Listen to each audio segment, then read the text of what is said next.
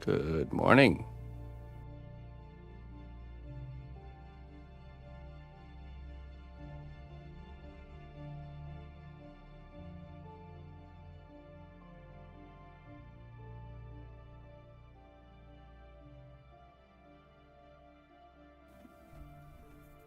Right. Ladies and gentlemen, how are we all doing today?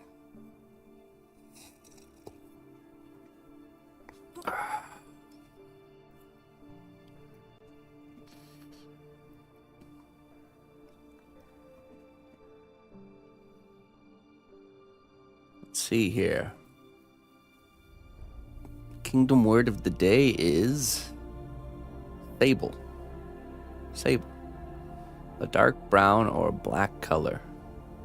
The usual color ranges from light gray through intermediate shadings to sable and black, having a dark brown or black color. Okay. Sable. Another beautiful day. That's right.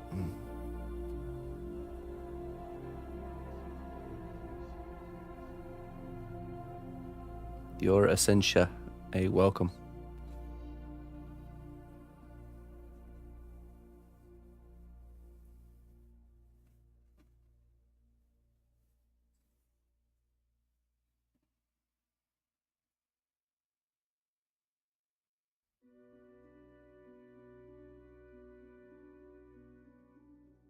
Yeah.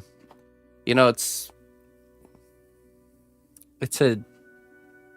not as straightforward of a game as you normally think to play when it comes to like going to shows and selling stuff. You don't just, from what I could tell, you don't really just make what you want and then try and sell it, but you intentionally devise projects that are really catchy and but also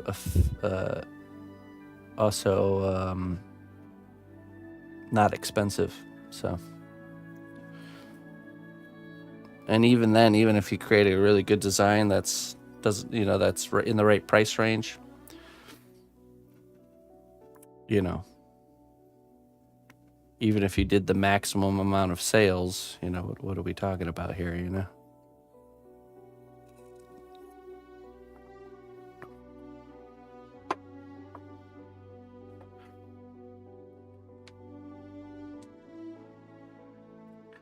I've always thought if I would go to any sort of shows to show my work, it would be just for that, just to show work. And like what Clayton says, maybe teach like a workshop, show the work, talk to the people, network, stuff like that.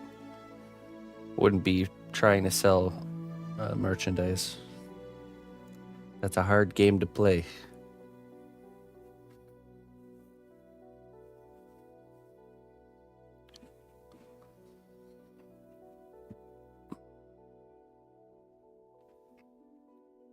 Sable shield and a black background.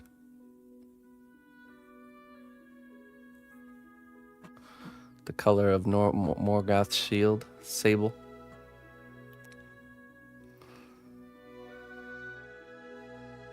Subterranean throne.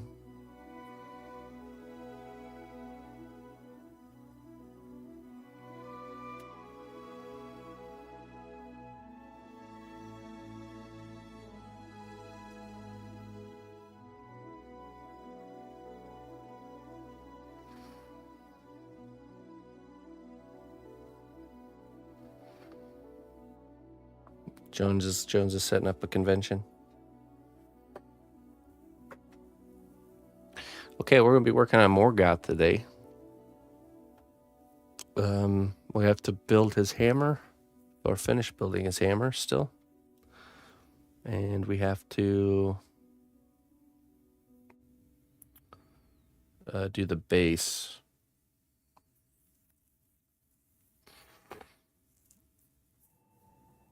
Which I have a good idea for.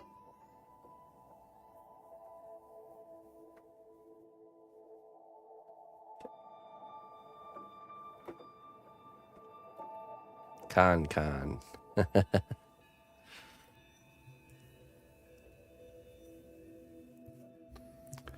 Let's start with the hammer. Well, first I need some clay.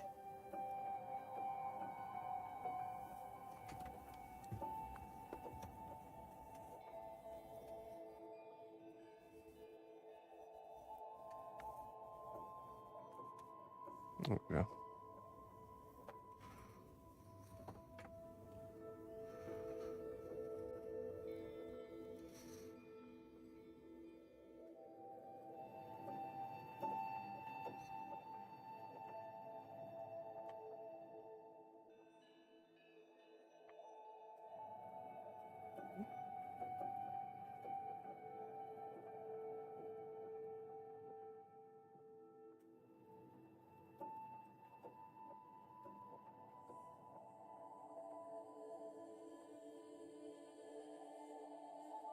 He's been kind of away from stream, hasn't he? Mr. Houston.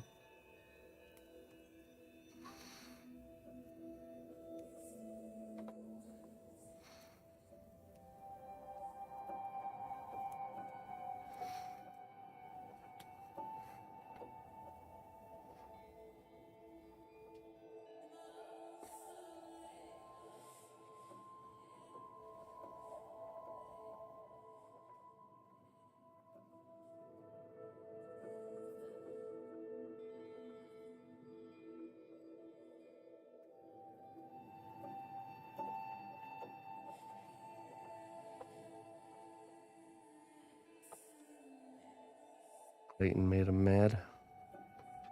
Good job, Clayton. Nice going, buddy.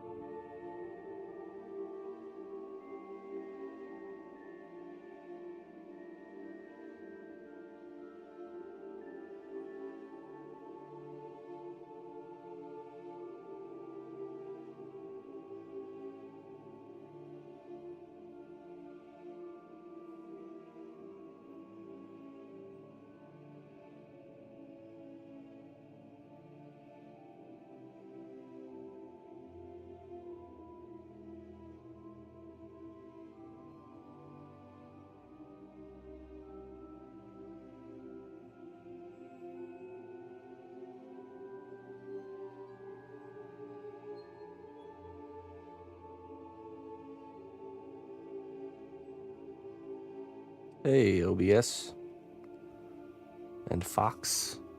Welcome.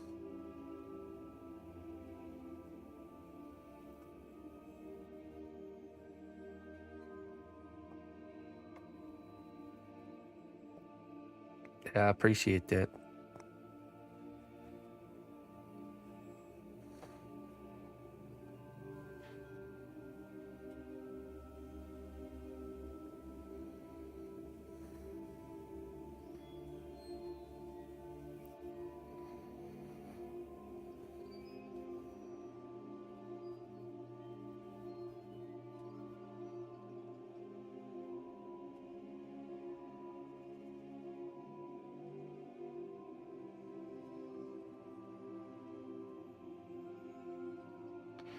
Yeah, this is the character we're working on. His name's Morgoth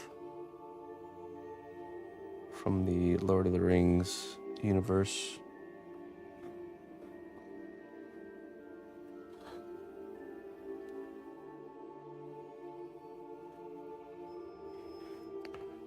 We have most of his armor sculpted already, but it's designed to be detachable. So for now.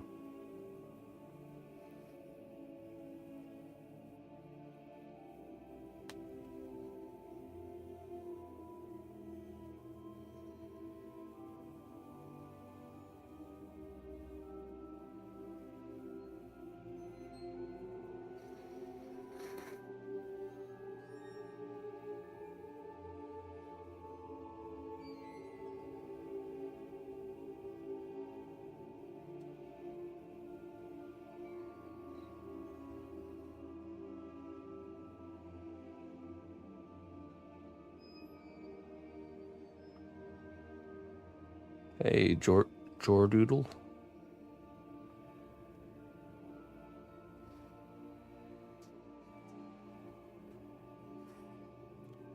Yeah, I had no idea there was that much sentiment to that character. I knew it was important to him, but I didn't know why. That's cool.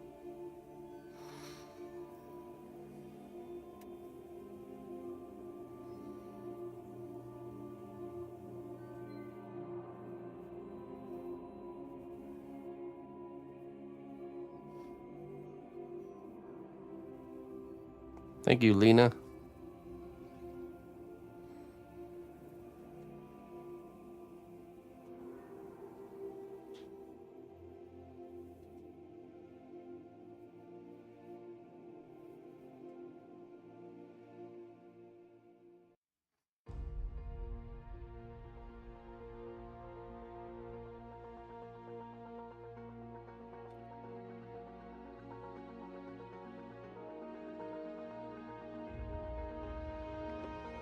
I was sculpting with epoxy clay yesterday. Got to clean my tools.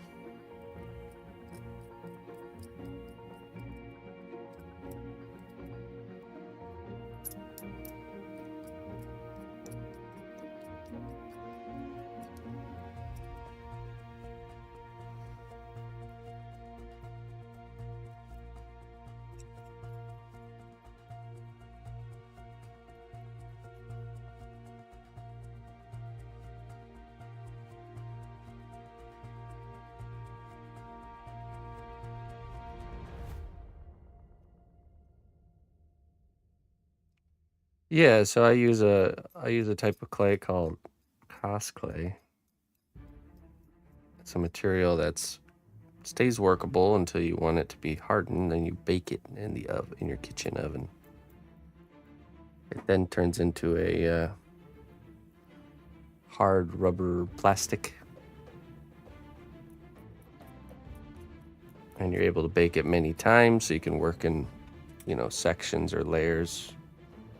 Like this hammer we're making here, this side and this part has already been hardened, and now we're doing this side, and then I'll harden it again.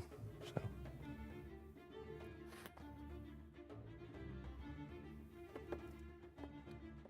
Just 1 second, folks. I'll be right back.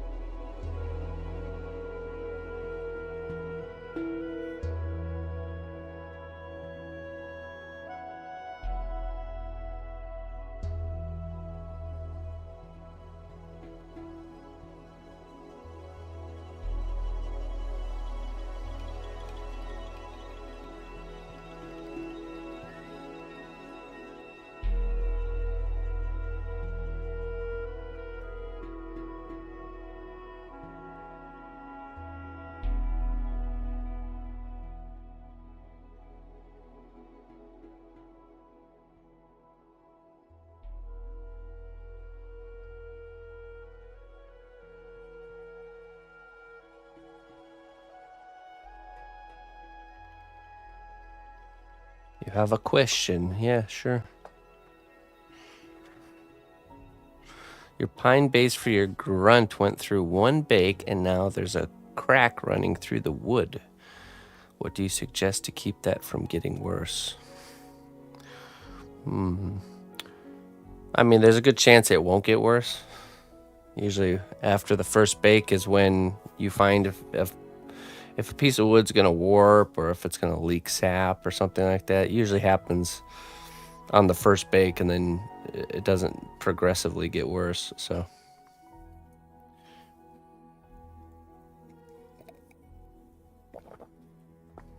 oh yeah.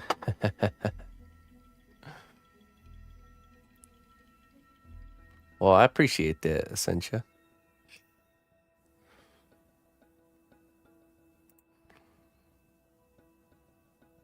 Let's see. I'd say maybe if it gets worse, then you should consider. I'll sculpt characters on a base that's like the base that I sculpt them on, and then after the piece is finished, I'll have like a finished base that I transfer it to. Essentia crew. Hey, gift in a sub. Welcome, new adventurer, to a land of great deeds and bravery. Thanks be to our recruiter for their wise choice. Thank you for that gifted sub there, Essentia. Thank you. I appreciate it.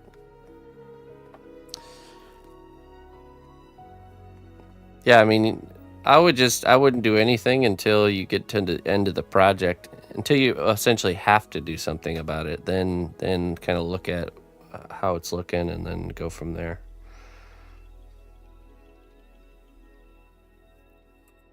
Let's see. Oh man, and then this tool's covered in Chavant. All my tools are covered in different clays. 1 second.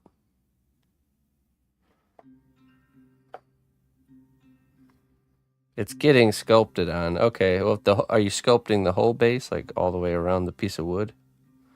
Because then the crack definitely won't matter. Could also try sticking in some epoxy glue or something like that to re-secure things. Or transfer the grunt to a new piece of wood before you sculpt the base.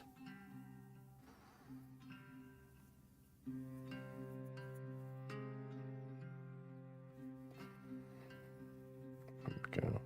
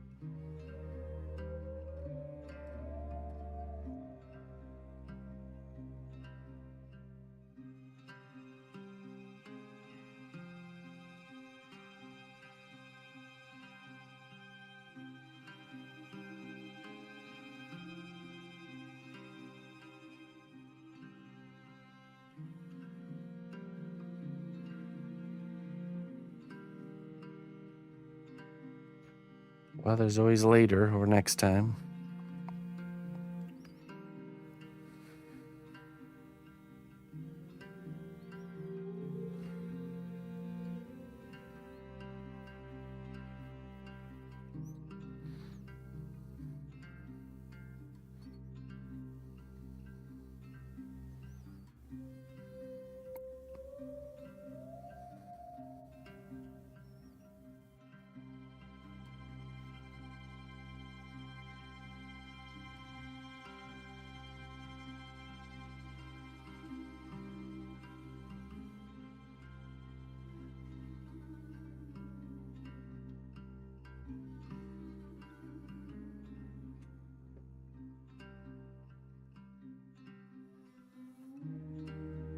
Oh, I see. Okay.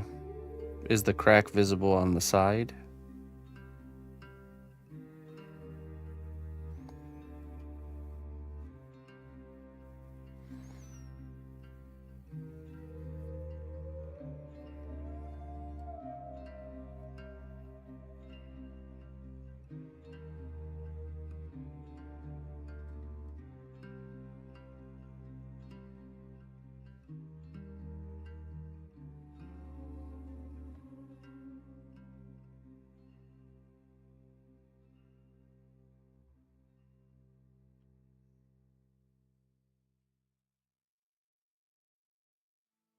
Hmm. How is the grunt secured into the piece of wood? Is it glued in place?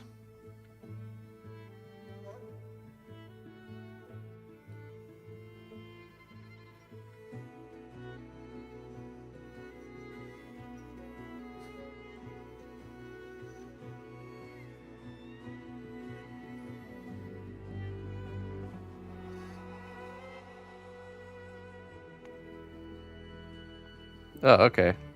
Yeah, just get a new piece of wood.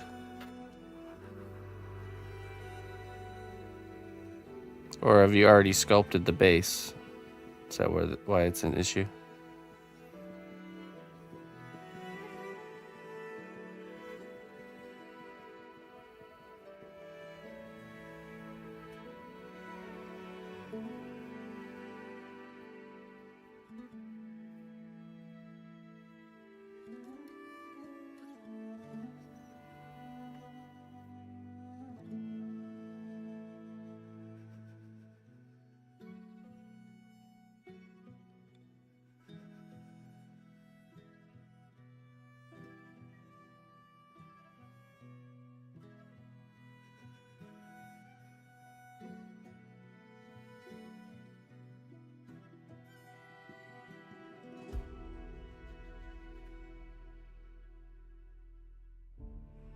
Ah, I see. I see. Hmm.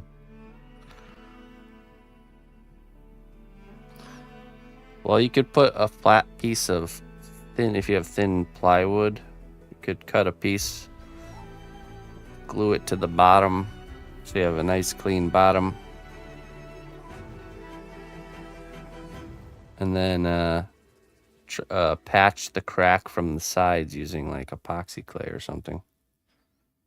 Just kind of fill the crack, or maybe like a wood putty. Just patch the visible side of the crack with wood putty.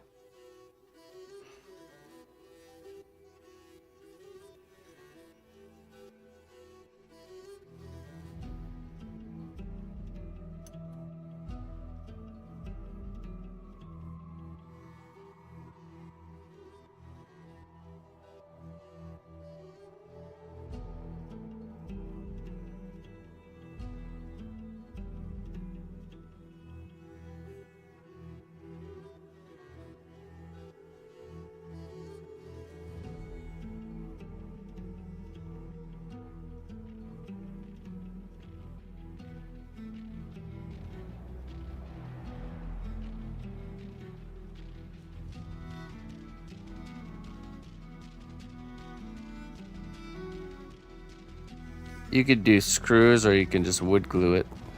You don't want to see the screw holes.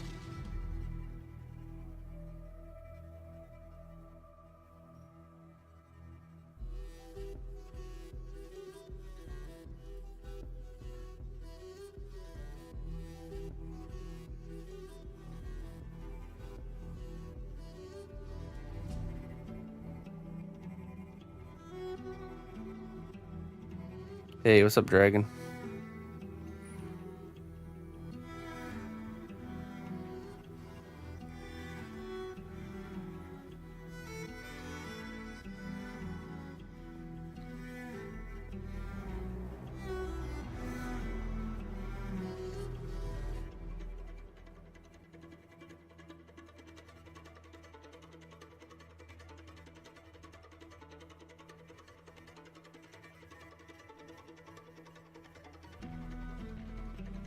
Yeah, right. You screw up from the bottom.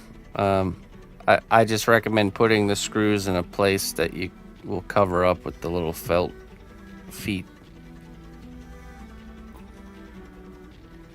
so you can't see the screws in the finished piece.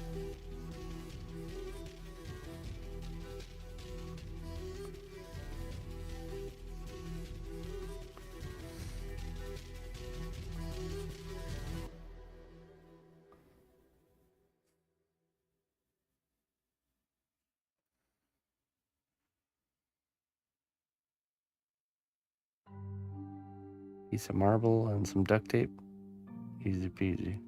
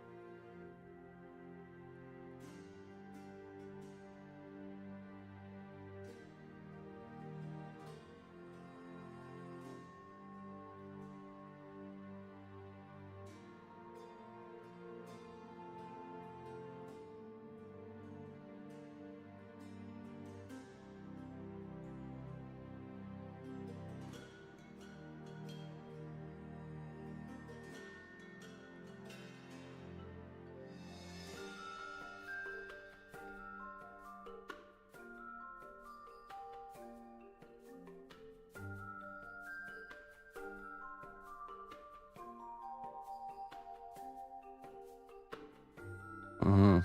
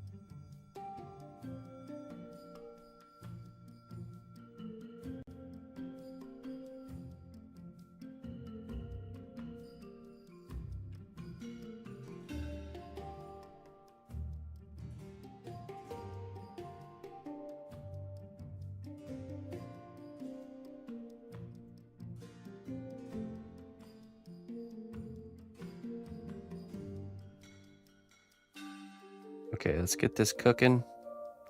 Lock in this side, and then we can do the top and the back, maybe under here.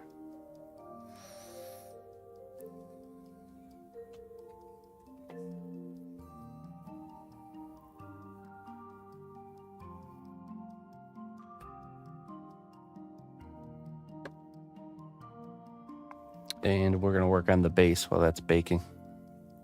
I'll be right back.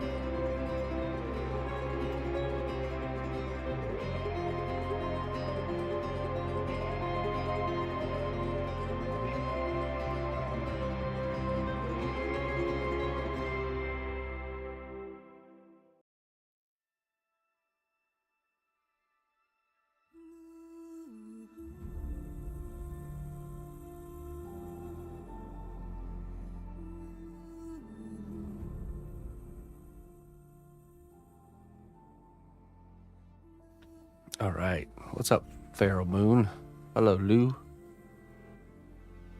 Let's see here.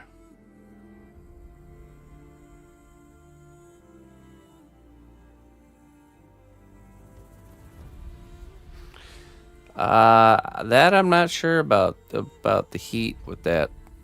I know for a fact super glue loses the bond, kind of like weakens when you heat it.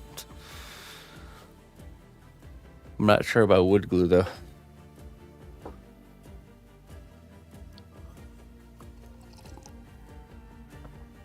Epoxy glue I think holds up fine with baking.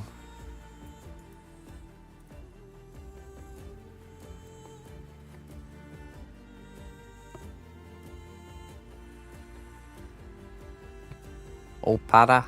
Hello, Opada. Okay, so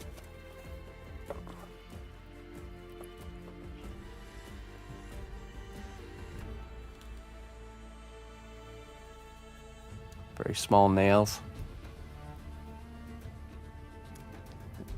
Yeah, I mean, gluing is the best way to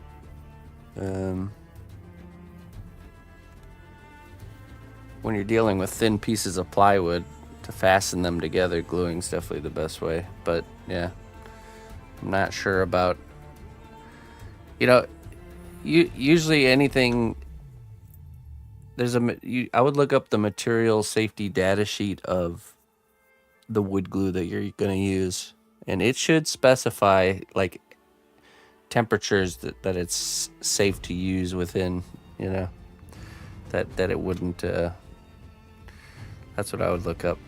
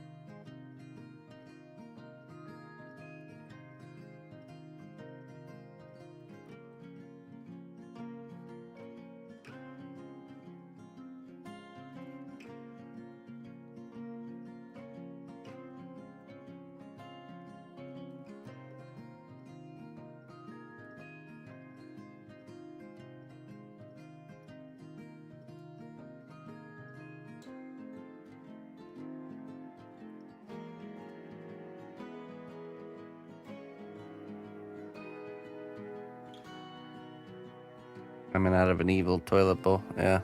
I mean, that's pretty much what a portal is, right?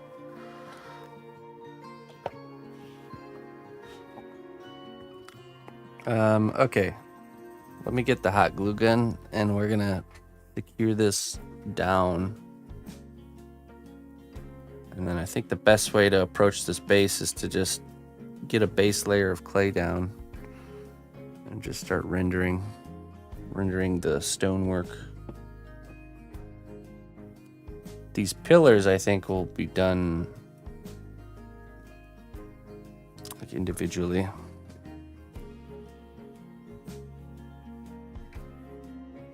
Where is my hot glue gun?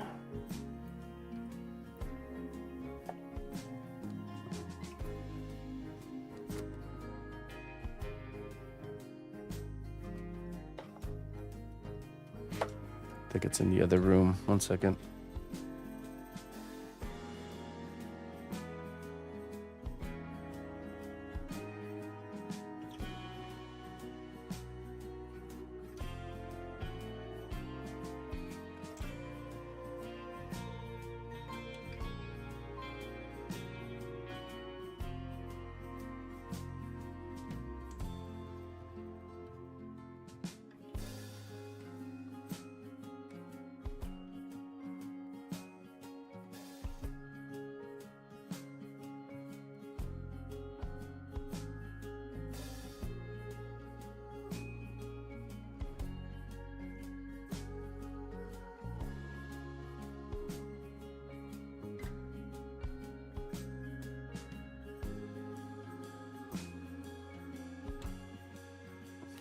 Okay.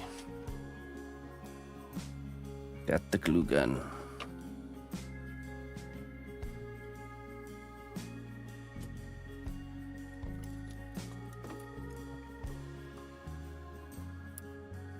Let that heat up. Let me pull up my reference images. Let me get into this stone sculpting. Mr. Steve, hello.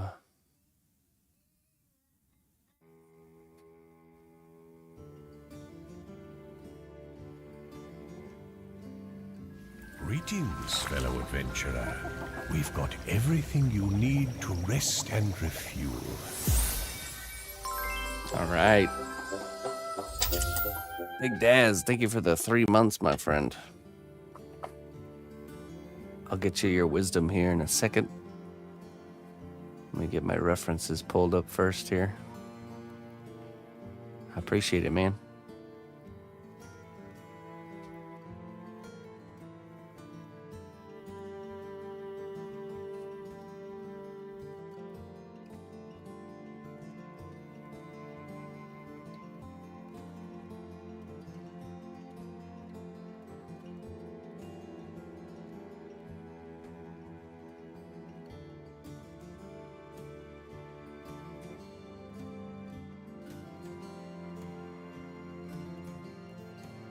Yeah, thanks for supporting me for 3 months.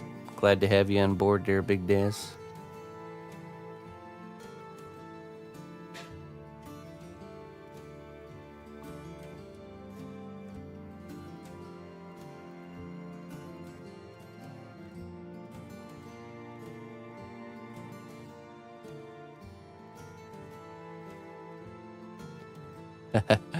Just enjoy the smell, dear. That's funny. Just enjoy the smell, dear. I mean, you got a good piece of pine in the oven. It does smell pretty good, I have to say.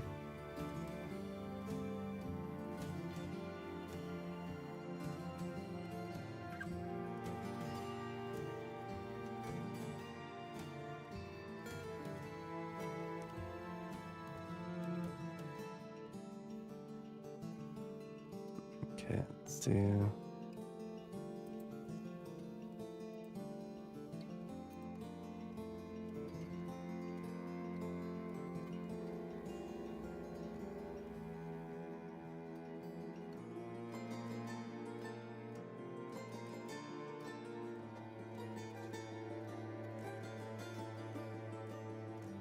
Okay, I got plenty to work with here.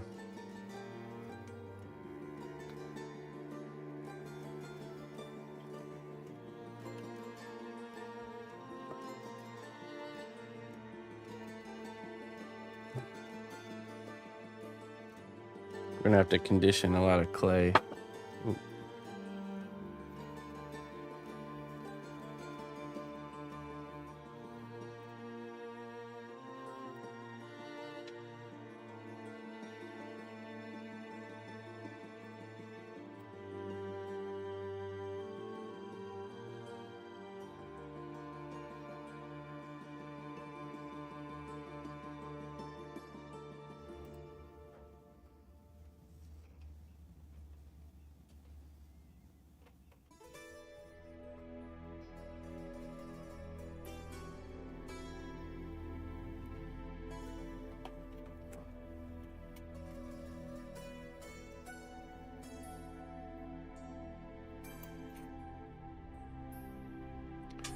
Do you sell non-commissioned pieces that you've just made on your own? I do sometimes.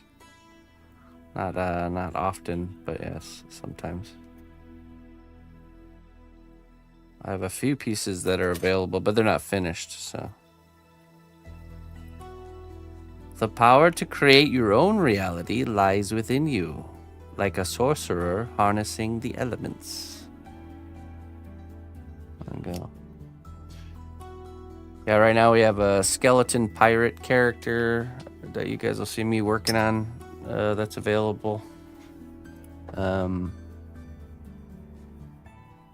I have a gravedigger guy, old medieval gravedigger character, a dwarf, original dwarf character, and then like a tavern assassin character. Yeah.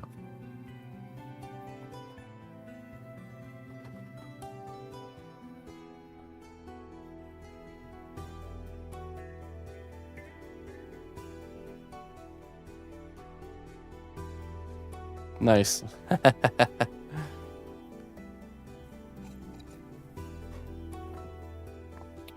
I believe it. Are you on mobile? Because it's just in the description. You can see the wish list there. Let me see if I can get it for you.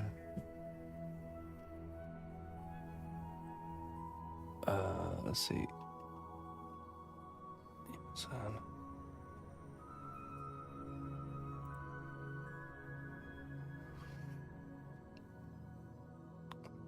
Yeah, there was a trick question, PB. You're just supposed to give it a wild hand gesture. You know, it was a test. The Mimic does have a home, yes. The Mimic has a home.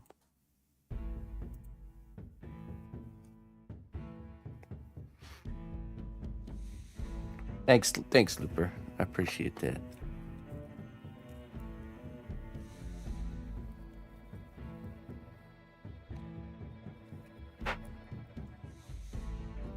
Okay, we're just gonna hot glue this in place. Let's see, we're gonna fix this here.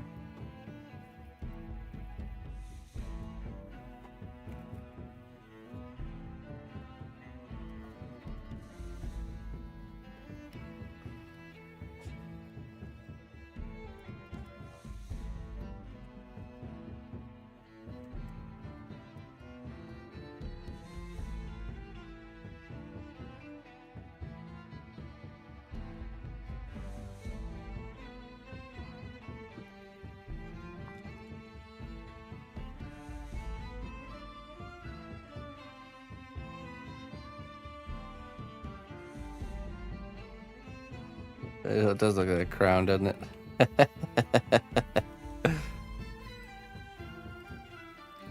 For Carl Drogo.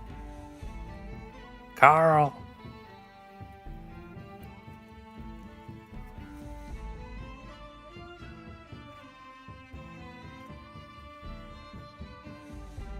No, Mom and Pop is being painted by the missus. She's taken on that paint job. It's looking very good so far. I can grab it. Let me show you. Let me grab it for you. I will eventually get a nice little video for each one of these so people can go browse them. But it's also fun to look at on stream too.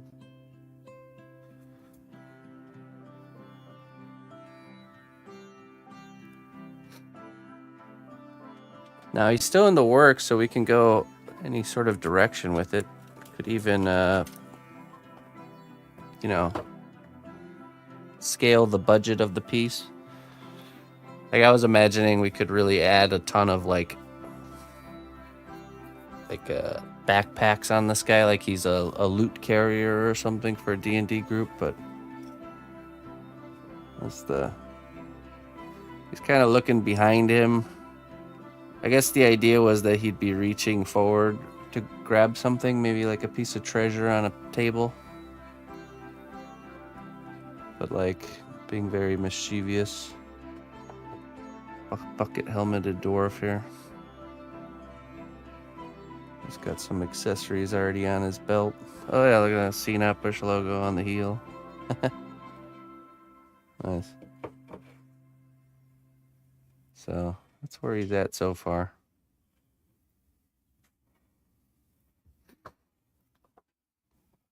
He could also be, because of this pose, I didn't realize it till after, but he could also be holding a spear or pulling a rope. Whatever he's pulling is that way. that direction.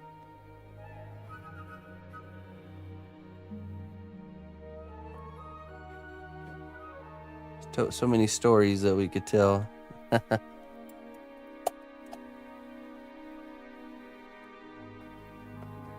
No, I haven't done anything to this since the last you've seen it.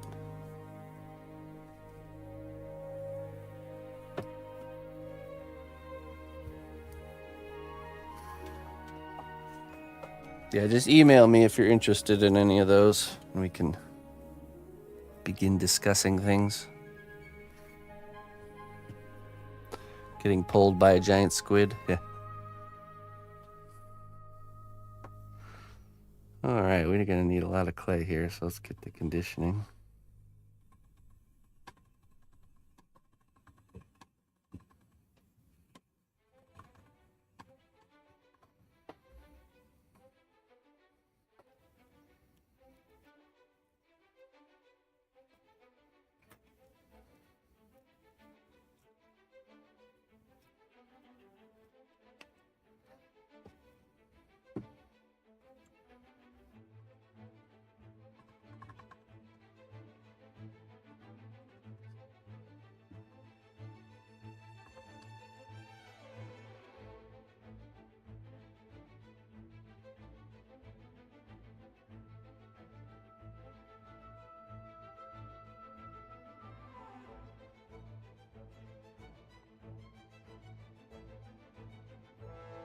No, yeah, it hasn't been touched since since I last had worked on it. It was a while ago.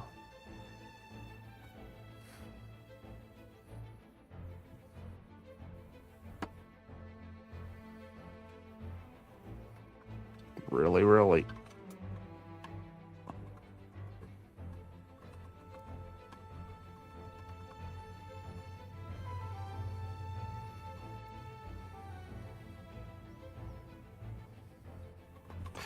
Essentially, it's kind of crumbly when it first comes out of the package. So by smashing it through the pasta machine, it causes it to kind of mix up, and yeah, the friction from it being smushed kind of gets everything going.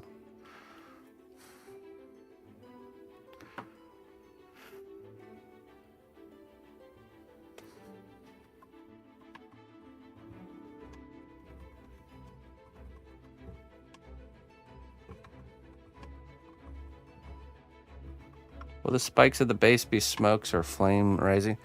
I was thinking it is like part of the stone structure, kind of like I'll show you kind of what we got for some reference here.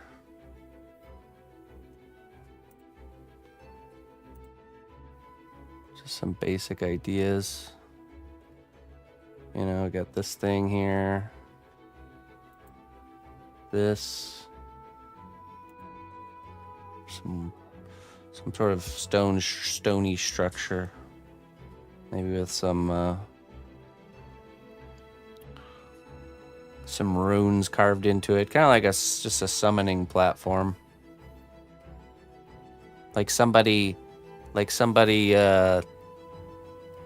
fulfilled the ritual and released Morgoth from his, like a gateway, released Morgoth from his prison. I was like, I was just thinking I saw a cool one. There was this new movie on, I think, Netflix called The Watchers, and there's kind of a stony, let's see, stone door from The Watchers.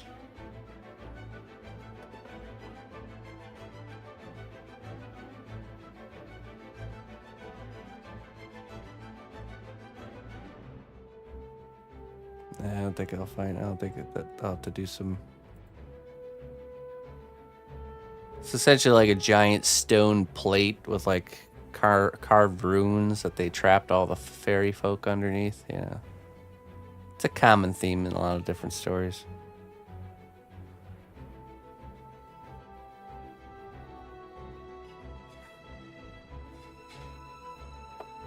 But yeah, that's the game plan. And then we'll create some sort of an effect kind of swirling around underneath him, probably with cotton or something along those lines. Cotton and Mod Podge to create like a really look like he's emerging from the portal.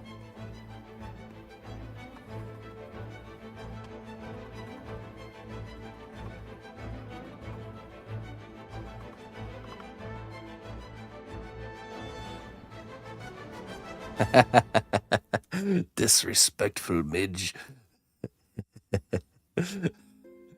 Common. Classic, common, ultra bad guy stuff.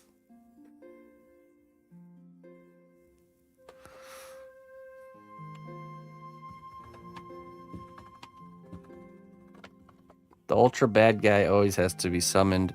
There always has to be some, like, mage or some sort of sorcerer that pulls together the ritual to free the ultra bad guy. Does she love to read or more? She's more into crafting right now. Reading is definitely still in the works. More of a chore. She likes when I read her stories, but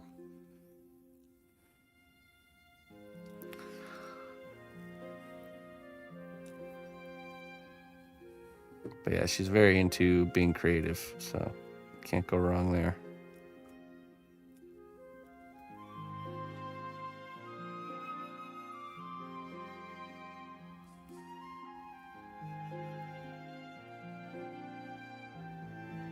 Hey, what's up, Merrick?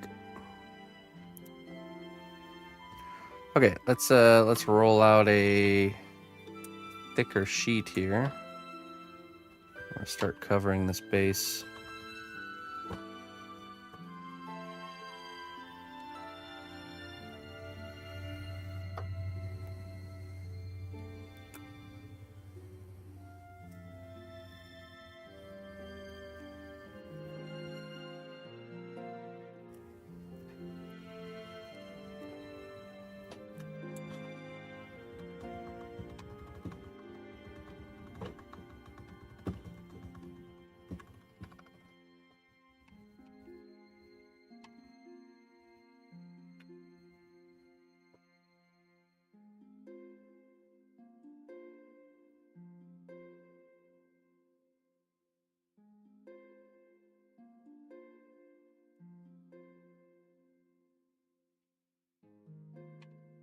Oh yeah.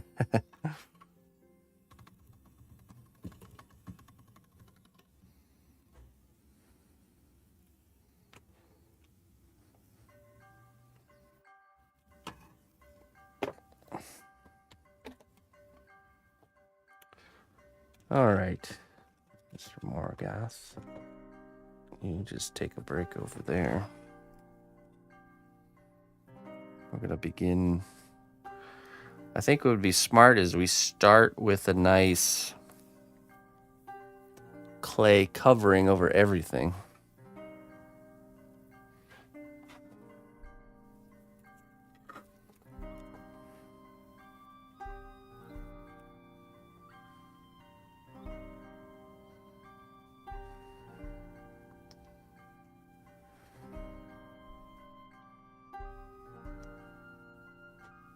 Okay.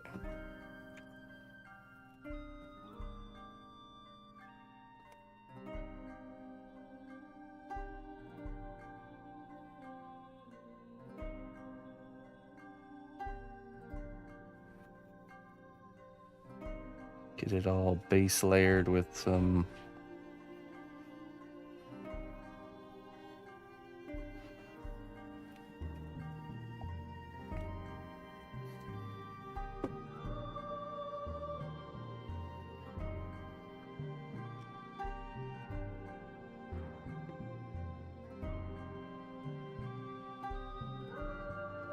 oops.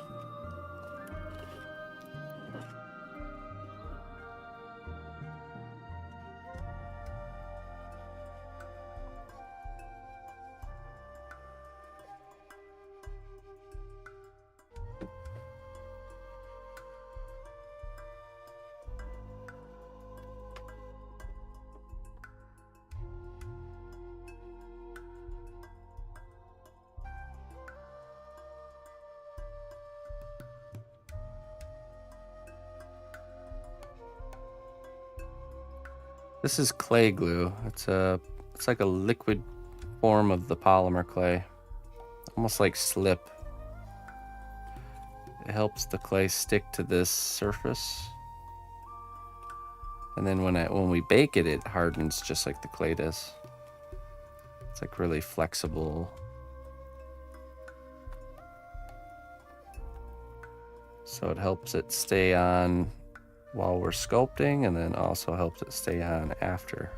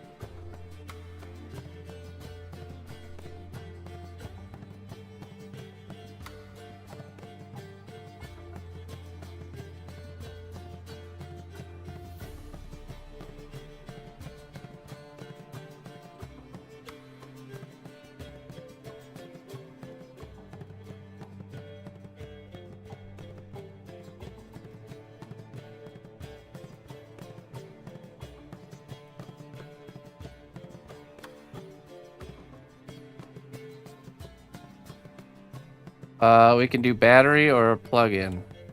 Which would you prefer?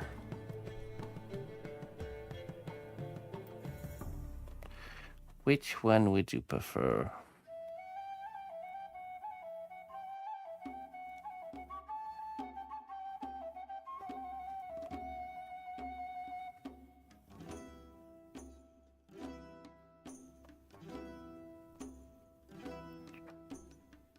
Battery, okay. Yeah, then we'll have to make a battery compartment. Probably, where's the back side? It'll probably be here, cut into the foil area. We'll cut a little door along a seam line of one of the stones. Just added some magnets.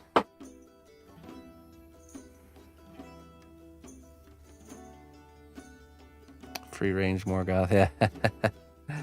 Yes, the benefit of battery is that you can display it anywhere without, you know, needing it to have access to an outlet. The downside is you have to replace the batteries. And 9-volt batteries ain't cheap these days. Yeah, it was the last time I bought one. It was like $9 or something like that. $1 per volt.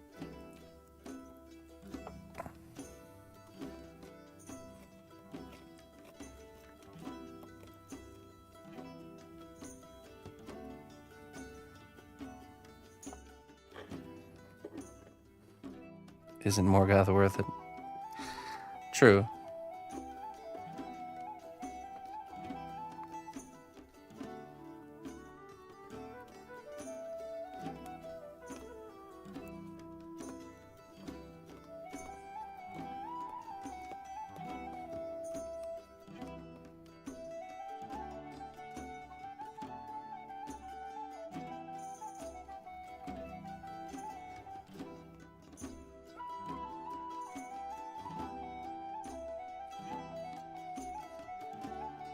It's cheaper if you buy a 500 9-volt pack from Costco.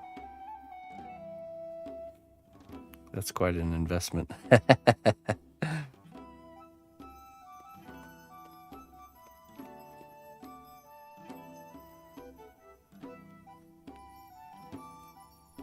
Lit for eternity.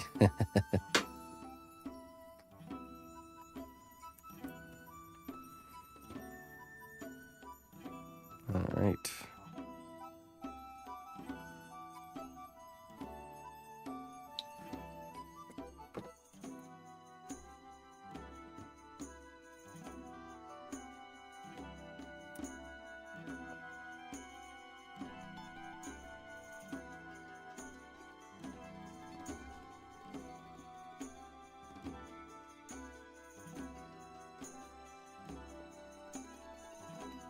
Yeah, it's appropriate use for that emote there, Clayton.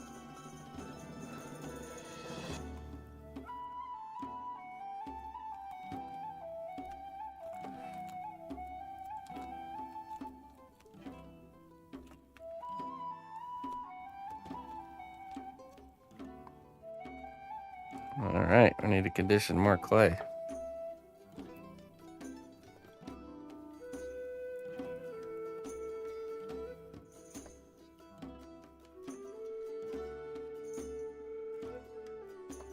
I need more clay.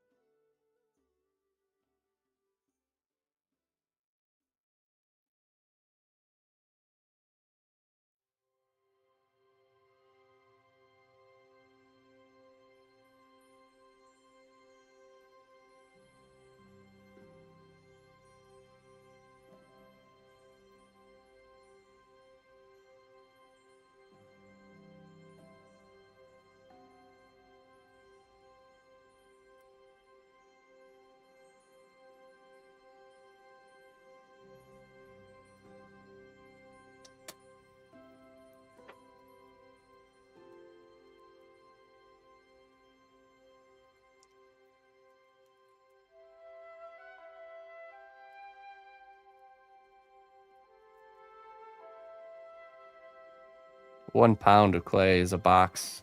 2 bricks is a half a pound. 456 grams.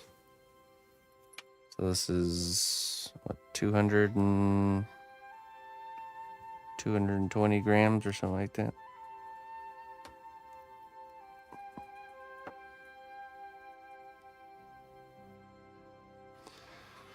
Maybe we have some sort of twisting, turning columns like Morgoth is shaping them. Yeah, I'm imagining like a really twisted, stony structure, almost like a twisted tree, but stone instead of wood.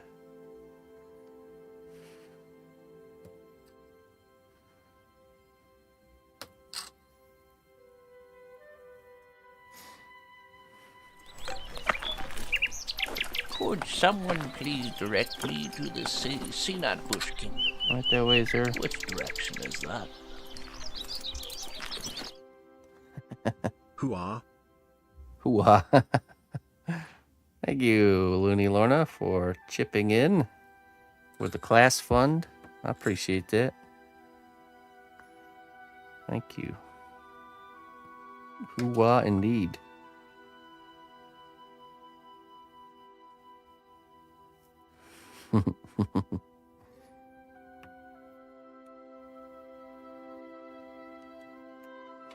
It's an army thing. Oh, gotcha.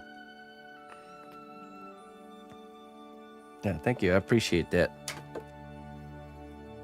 Over yonder, those clay fielders are coming in.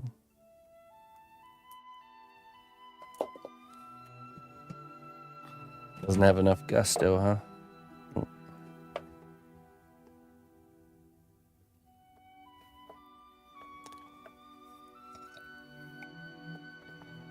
Can relate.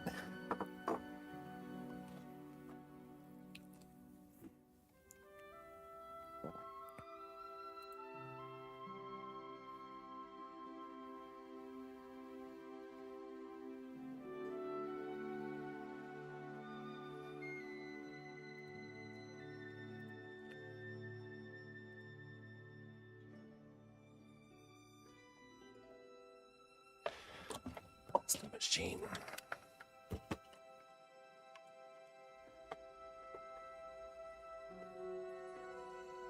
Yeah. Congrats to your son there. Danielson.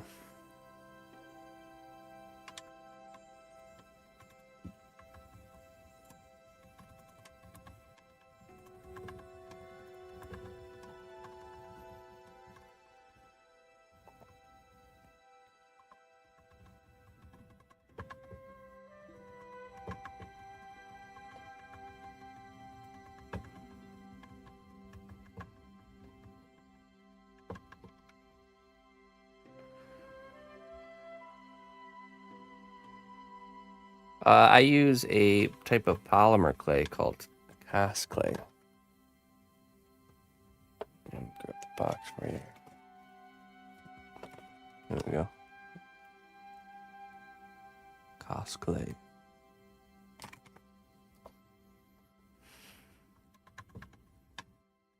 It's a polymer clay, so it's an oven cure material. What makes this one special, though, is that the material stays flexible like a rubber. It is very durable, which allows you to make delicate things not delicate anymore. Do they sponsor you? Kind of. We just have kind of a. I'm one of their ambassadors, and they provide me with clay whenever I ask for it. It's like a material sponsorship. I also, and in return, I of course, I just do what I would normally do, which is talk about the clay and show it on stream and on social media. And then I also, if they're ever doing like promotions and they need photos of work or something like that, they're allowed to use anything from me, for their own stuff. Actually, in fact, that's my piece of artwork right there on the back of every box. And my hand. A cnotbusch hand with every box. I have my hand over your guys' work.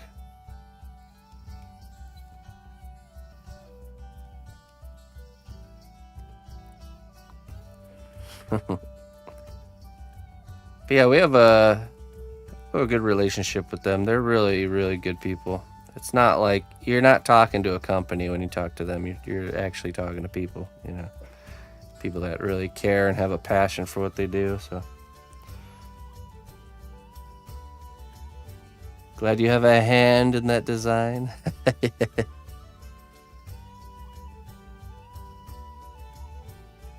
In fact, if you go to the Cosplay website, you'll find this live stream embedded on their website right now. That was a new thing that we did.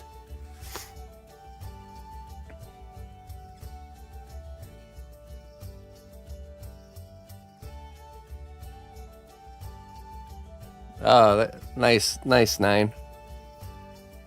Yeah, it wasn't to Prague. I was traveling to Pilsen, which is it's like an hour from Prague, but it would have been cool to go to Prague.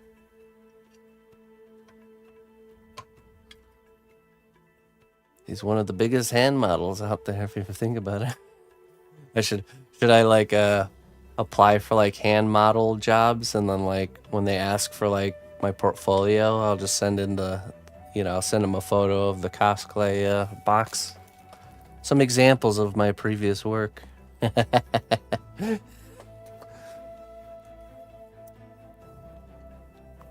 And maybe some of my more popular Instagram reels. That'll get me the job.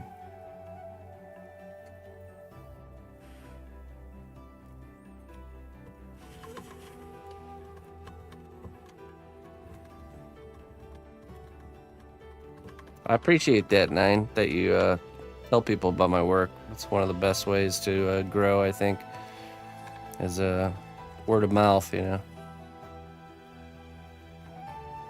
Over 10,000 hours of hand footage, yeah.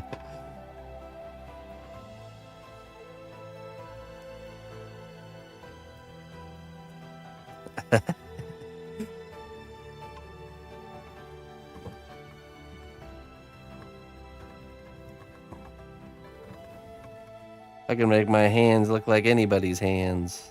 All right, let's see. That's good. Let's keep conditioning. We'll need more for sure.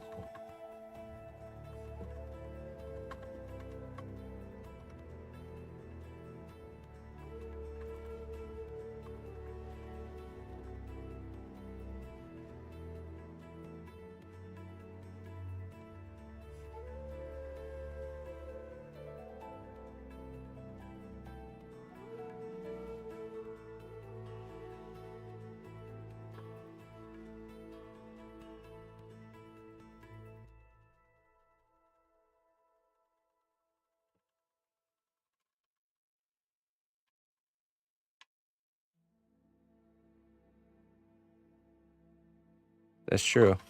Morgoth has the same scar that I have on my hand. It's right there, see? It looks like a C. I just need to do an N, accidentally do an N. It was an axe that went like right there. That's the cut from the axe. It's like this flap of skin that I just pushed it back down, and so there we go. We'll put that back. Put a band-aid on it. And I was wearing a thick leather glove at the time, so imagine if I had not had the glove on. I'm sure it deflected some of the blow. I'm having a hard time choosing colors before I can start painting my dragon. You just have to make a choice. Art is about making choices. Look at reference to get some ideas going, and then just make choices boldly.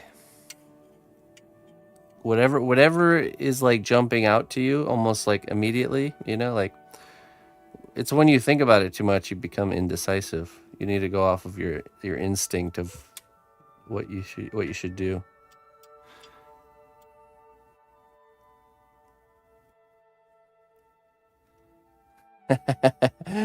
Nice, Clayton. You have to make a decision.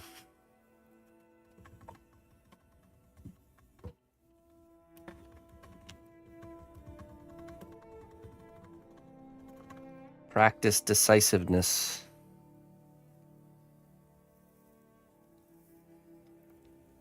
Okay.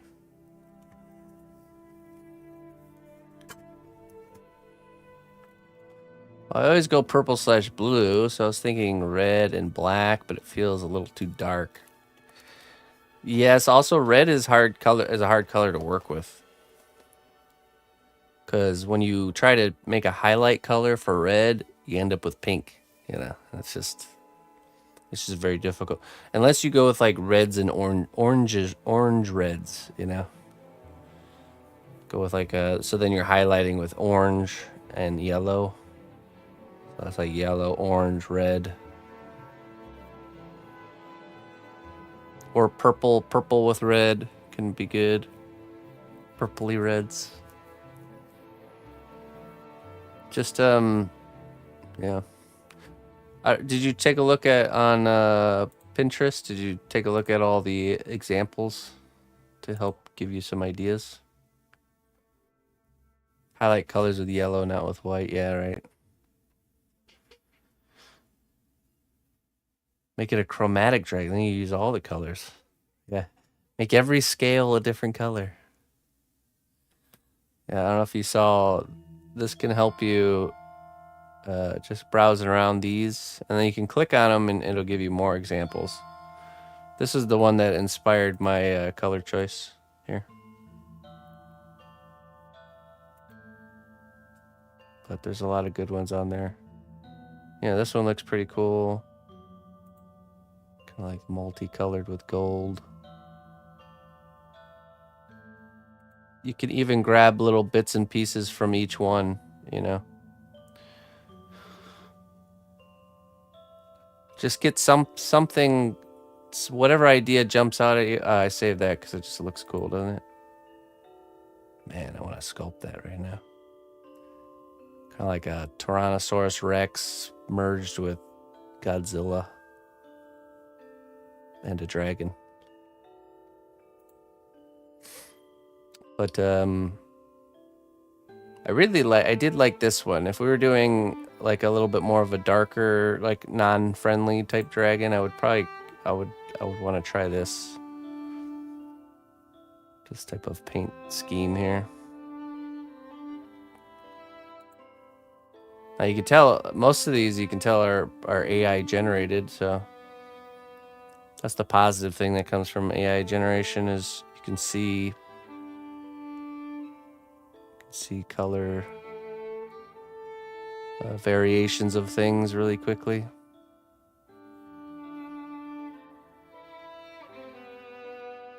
This one's pretty nice too. Black and orange. AI, yeah. It exists. It has uses for sure.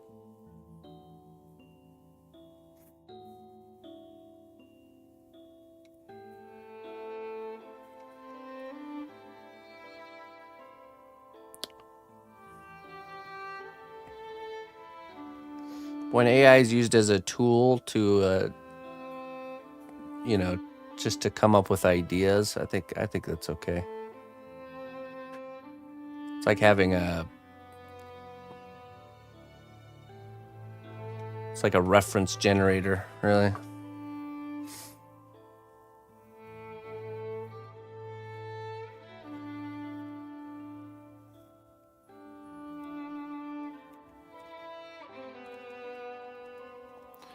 You could also do, you know, if you really want to be more controlled with that, take a photo. I don't know if you're good with digital art, but or digital tools. You could take a photo of the work and just kind of shade in colors, like, you know, use transparent painting digitally and just paint over a black and white photo and just kind of see how it would look. You'll actually be able to see how it would look, you know, and it wouldn't take very long, you know.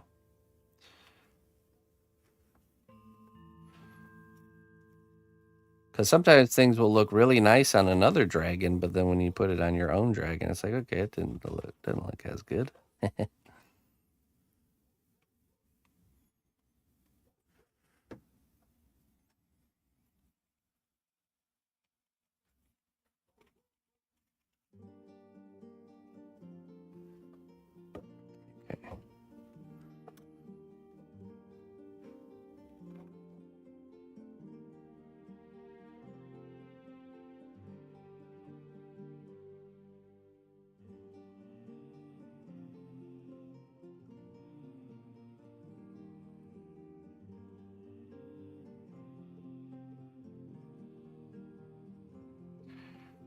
and realize the reality that there's going to be a lot of, there's no like one perfect, you know, if you try too hard to find like the perfect color combination, it's just, there's no such thing. There's many options that would work and do just fine. You just simply have to pick one.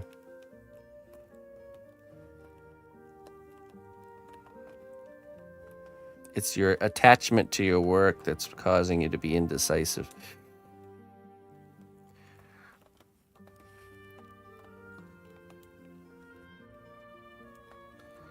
Rooted in the fear of messing things up. Don't let fear control you, my friend.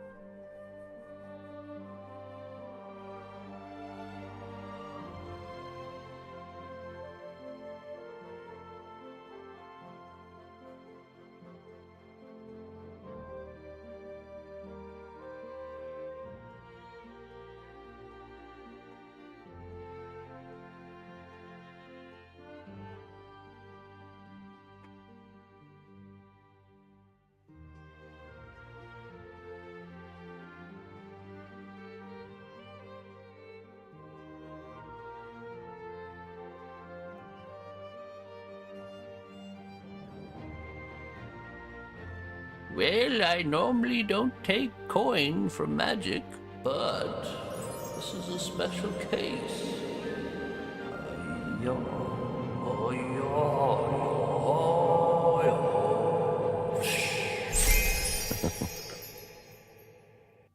This is for Emma's birthday, not beer.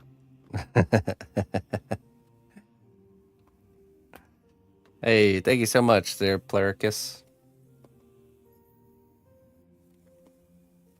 I appreciate it. Or PB Sculpt, sorry. Not Plericus. PB, thank you very much, man. And we'll do. We'll put it towards the proper fund here. But where will I get? From what will I get my beer from then? That's all right. That works. Hey, thank you, PB. I appreciate it, man. Thanks for the support. That actually works out because we needed to add 20 to the class fund from someone who did a super chat on YouTube yesterday. And so now it balances out. I can't manually add to the class fund. So thanks for fixing that for me. What do you mean Emma didn't get the beer I sent to her? Yeah. Nope. The square, so to find that square telescoping brass tubing, I think, what did I type in here? Brass square tube. Telescoping. Yeah, if you just type in let's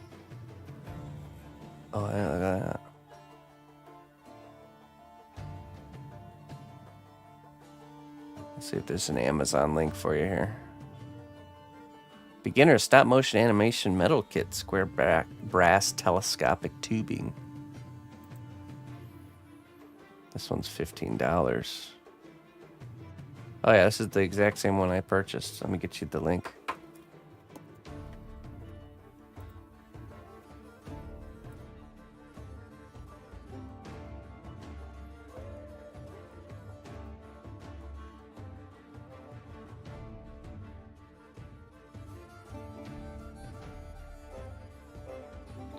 Okay, so the missus is gonna order something that costs $20 and put your name on it there. So, PB. So you'll see her open something. Okay. Let me get you this link here. There you go.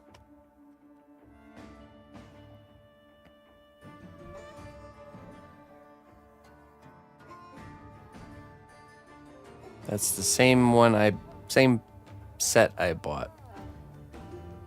She's turning 5, yeah. Crazy, right?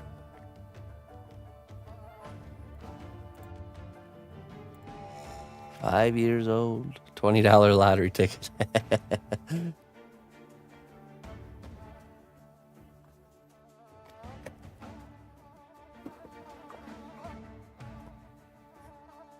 Sure does.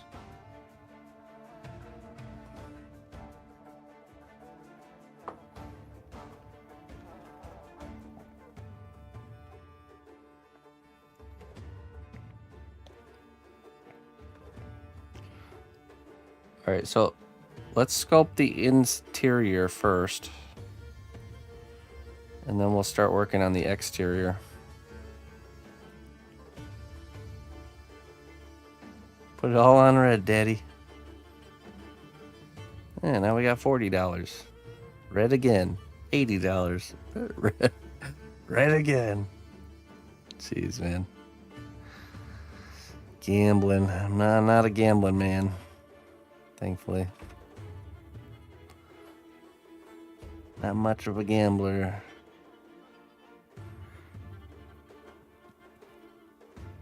And it's gone.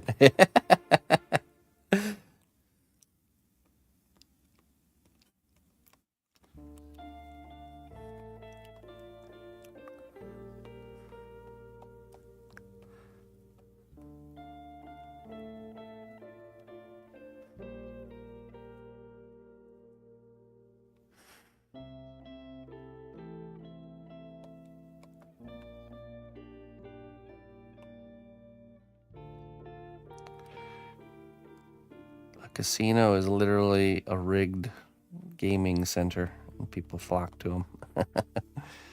Hey, you want to play this game with me? I get to start with. You want to fight me in a chivalry duel? Where I get to use a weapon and you have to use your fists?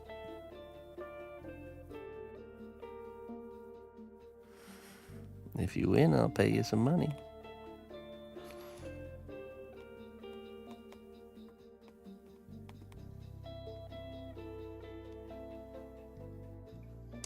I see your message there. You said that time of the year again. What's up, sister? Yes, it is. Well, I mean, it's coming. It's April 24th. If anyone wants to send a gift, the missus will wrap them and she will open them on stream on the 24th on her birthday. So. There's if you go down below in the panels, there's a link to her wish list. We could probably make one for the chat too.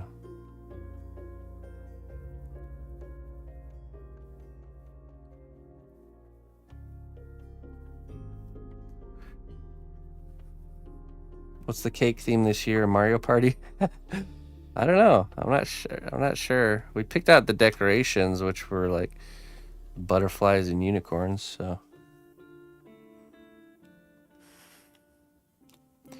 She's been really falling in love with the show Tumbleleaf, which I'm very happy about because it's a really good show. Really nice stop motion design.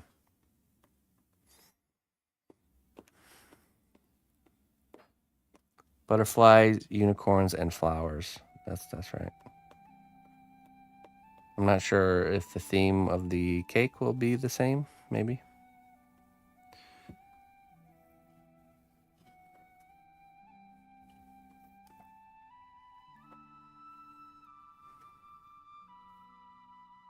That will be. Okay, that will be the theme.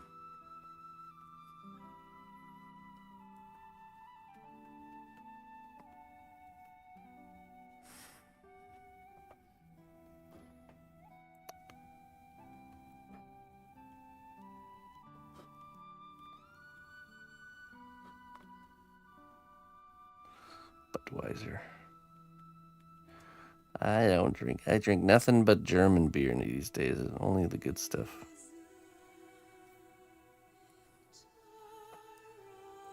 Some Paulaner. It's my go-to.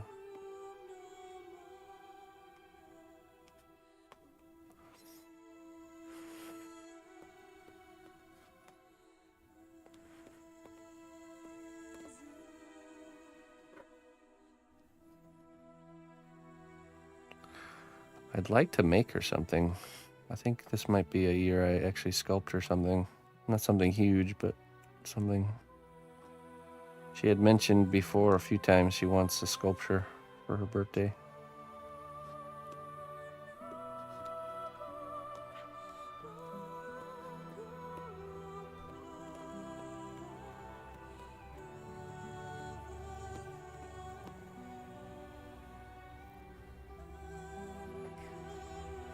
Asked her what she wants for her birthday. That's how she answered. Sculpture.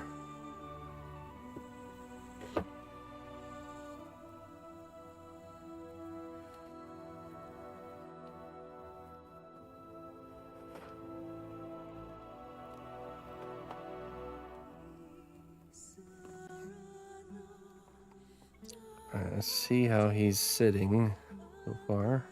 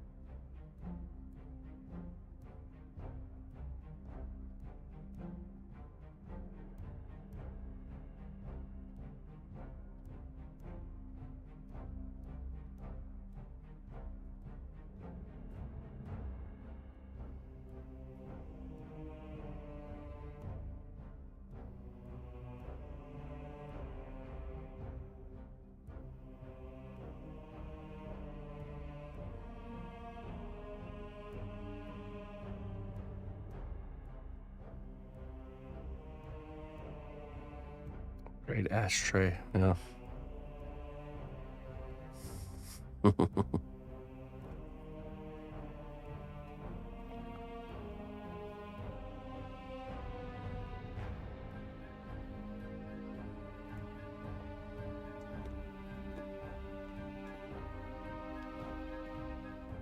What if the stones are kind of like bending to his will?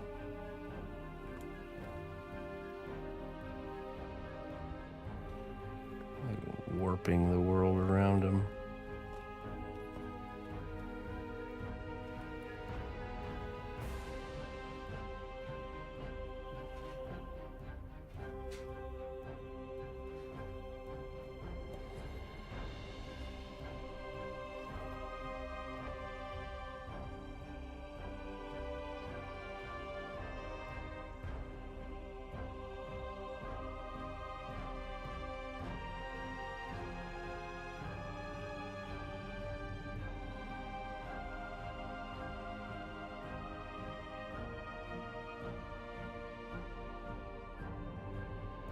Oh, nice. Anybody watching over on Kick? The missus just added emotes, so check it out. Got some emotes added there.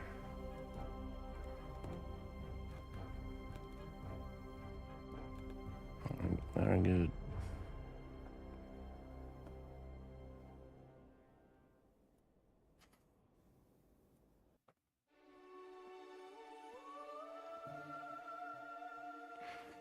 Okay, so now let's see here. Yeah.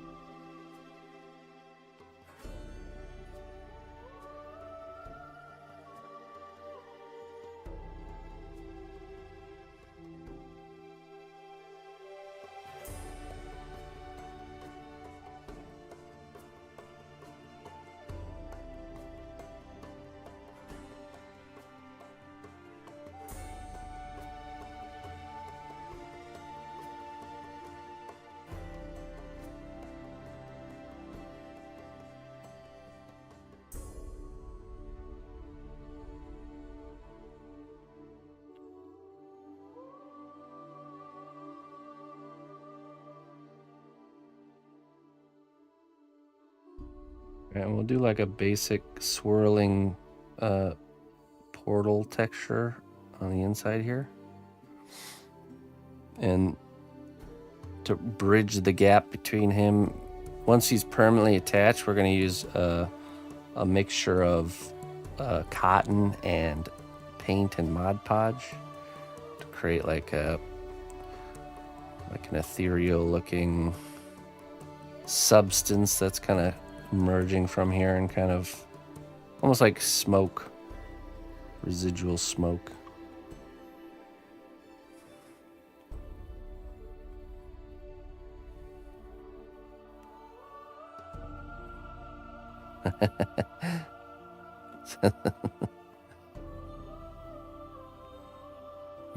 You like your diabolical characters to have a bit of humor about them, don't you?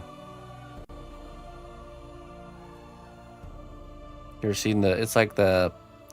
You ever seen the show Norseman? It's like a satirical Viking show.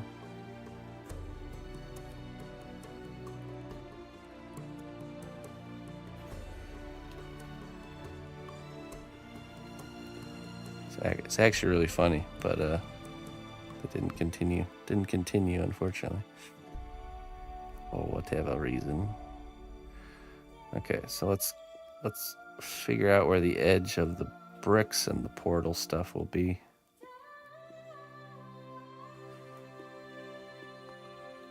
Define the edge here.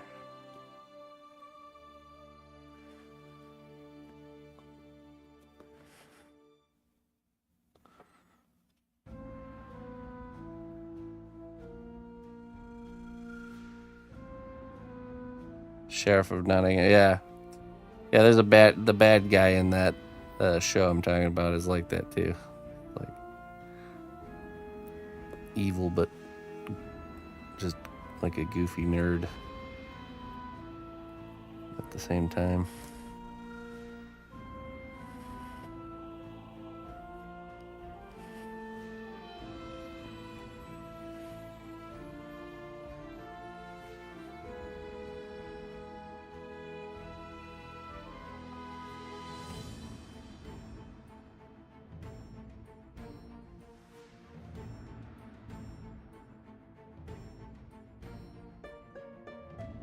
For sure, Morgoth's not a goofy nerd. No. But it seemed like in your mind he is.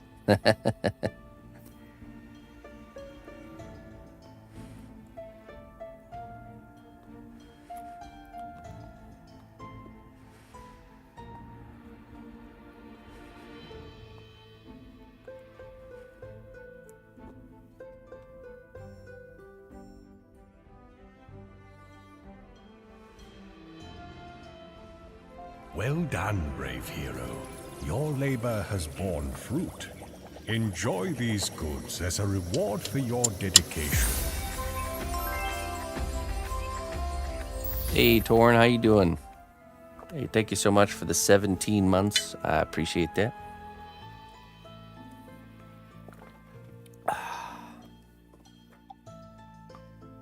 Thank you very kindly, Torn.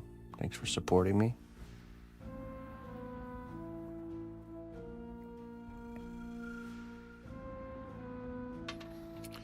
Let's see what the wisdom has for you today.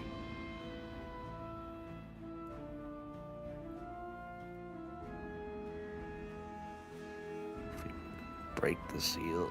Okay, there we go. The journey of 1,000 miles begins with a single step. Embrace the challenge, and the destination shall be within your grasp. That's right. If you could just stay focused on making each step, you walk 1,000 miles in no time.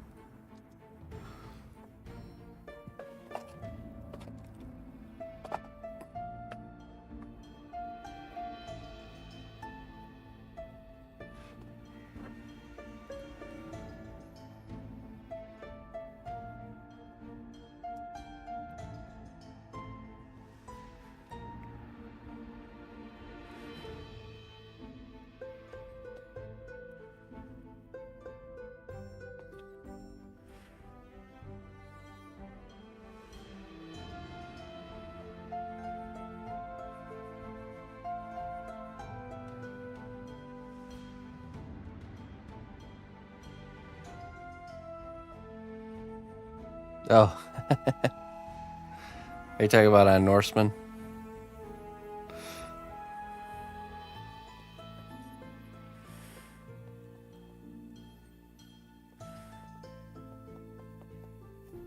Yeah.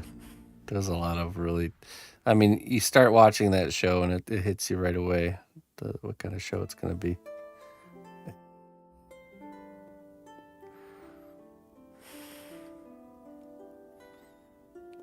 Lots of good laughs. Okay, so now we're going to go through and we're just going to...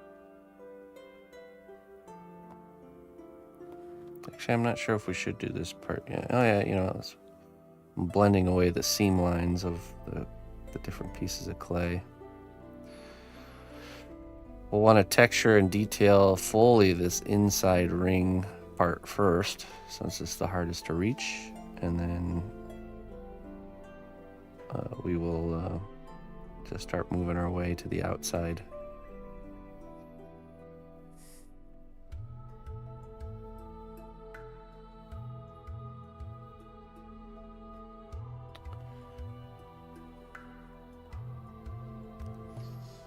All right, Jones. Yay, for sure. Get back up on that horse. That means starting something new, so be it.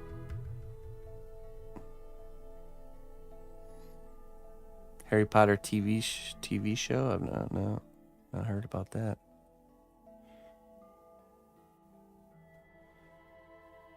My voice reminds you of Emmett Shellac. I'm not sure who that is.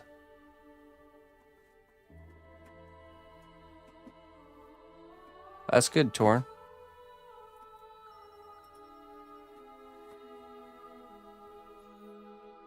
Yeah, we'll be starting, if you want to, or if you didn't know, Torn, we'll be starting a robot class. The 23rd of next month will be the first class, so join us.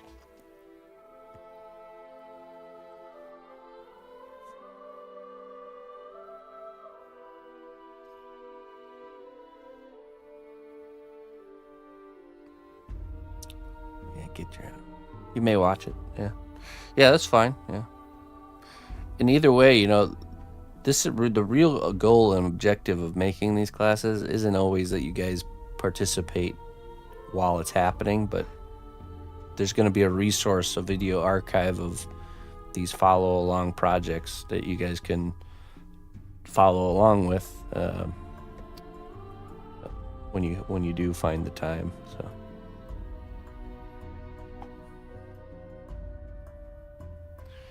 Like Iron Giant robot or mech from Armored Core robot. I'll show you the reference material that we're going to be using to design our robot. Just give you a good idea on what we're going for. Now keep in mind I pick specific character types because I know it's something that you guys can do. That's why you don't see me having classes where we're getting into really like serious hardcore character designs. It's because it's easier to miss the mark with those. But here, let me show you. So you can see here we got all kinds of wonderful inspiration. Kind of like the gentler robot design, but like really rusted out and old, like it's been around for a long time. So all kinds of different things to play with here, different ideas. You know, here's some examples from like pop culture. Is you know, the Mr. Gutsy, Wally, what's that guy's name? Claptrap.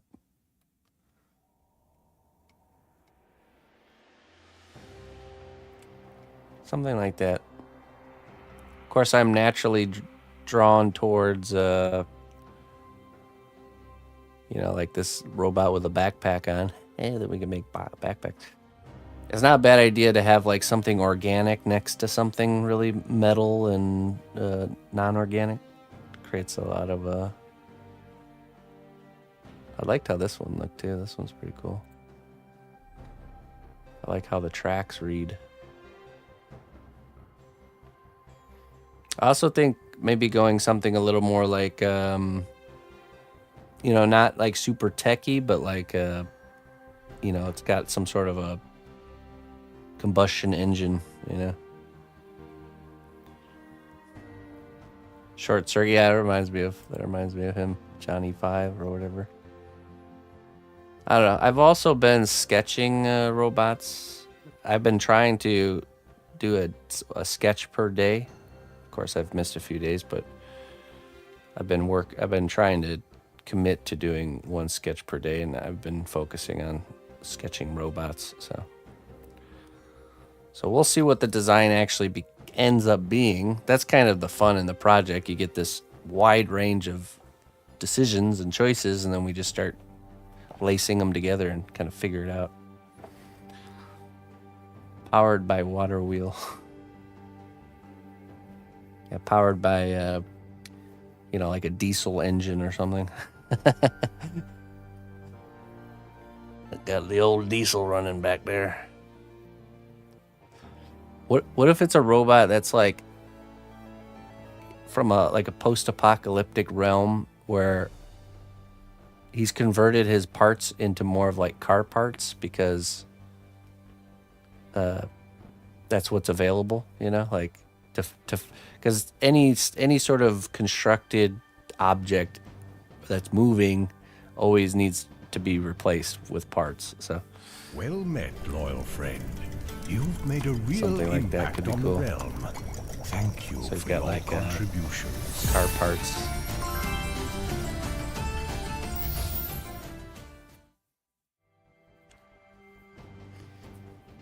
Spider Shrine. Hey, thank you for the 8 months, my friend, and a tier 2 sub as well.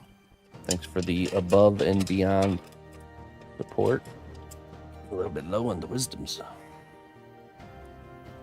Windmill sticking out of his head from generating wind power. We got Dragon Tears and Wolfman Clean Healthy Hair. What do you choose there, Spider? Choose wisely while I get some coffee.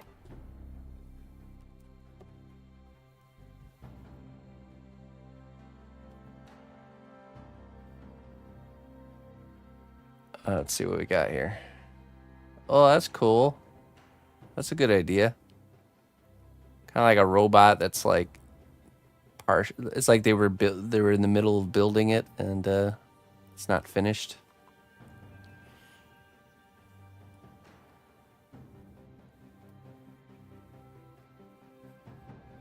Man, there's a lot of really good ideas for sure. Wolfman, sir. All right. Let me get my coffee first. Had a little bit of a rough morning, so I opted for coffee this morning instead of tea. I needed it.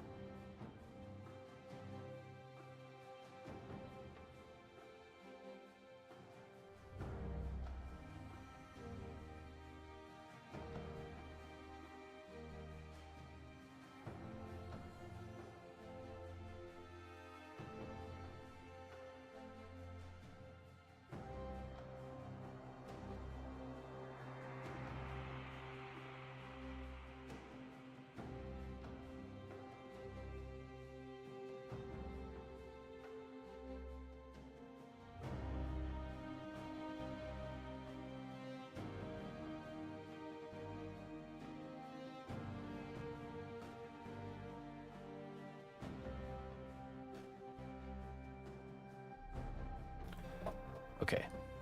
Coffee acquired.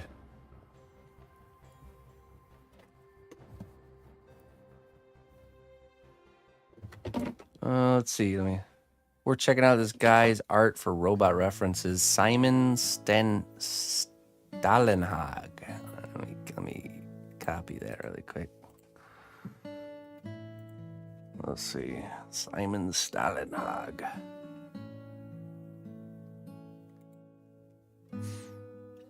Oh, that's pretty cool stuff. It kind of like makes it look like it's like almost like a photo in reality. Big I shall browse his work.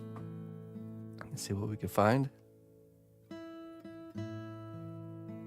To a Jedi.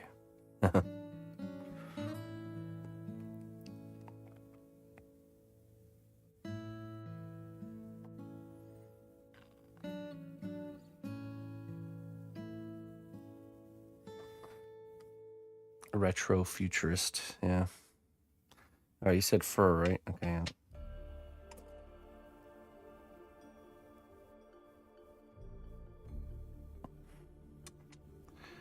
Let's see what your fate is, Spider.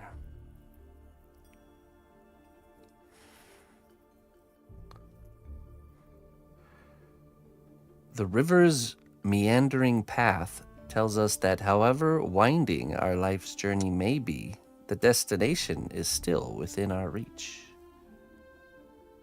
That's right.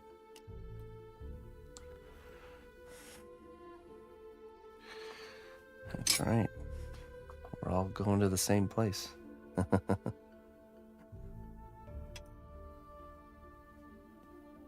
Meandering.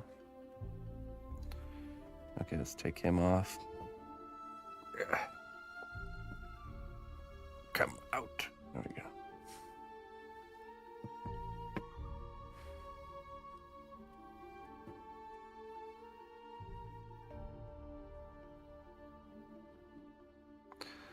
Release the river. Okay, so we're gonna make this look like a flowing substance. You know what? We need more clay before I get too involved here.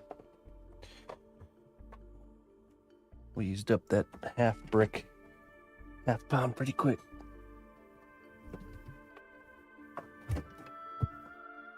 Frish.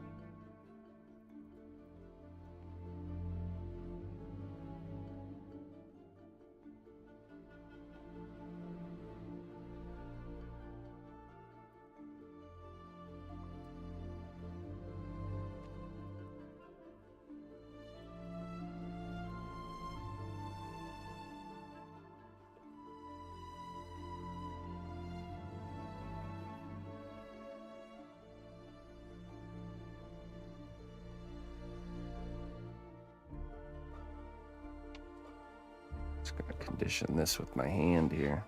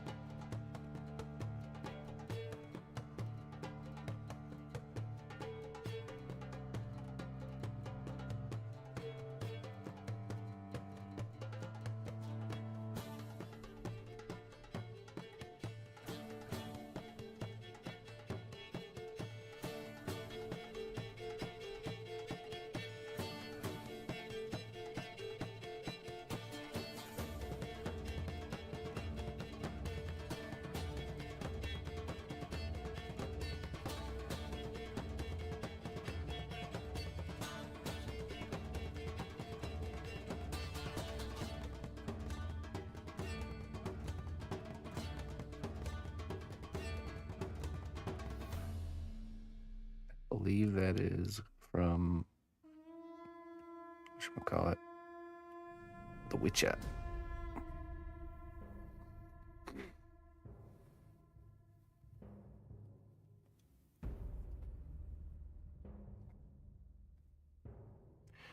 Okay, let's blend in all these chunks now.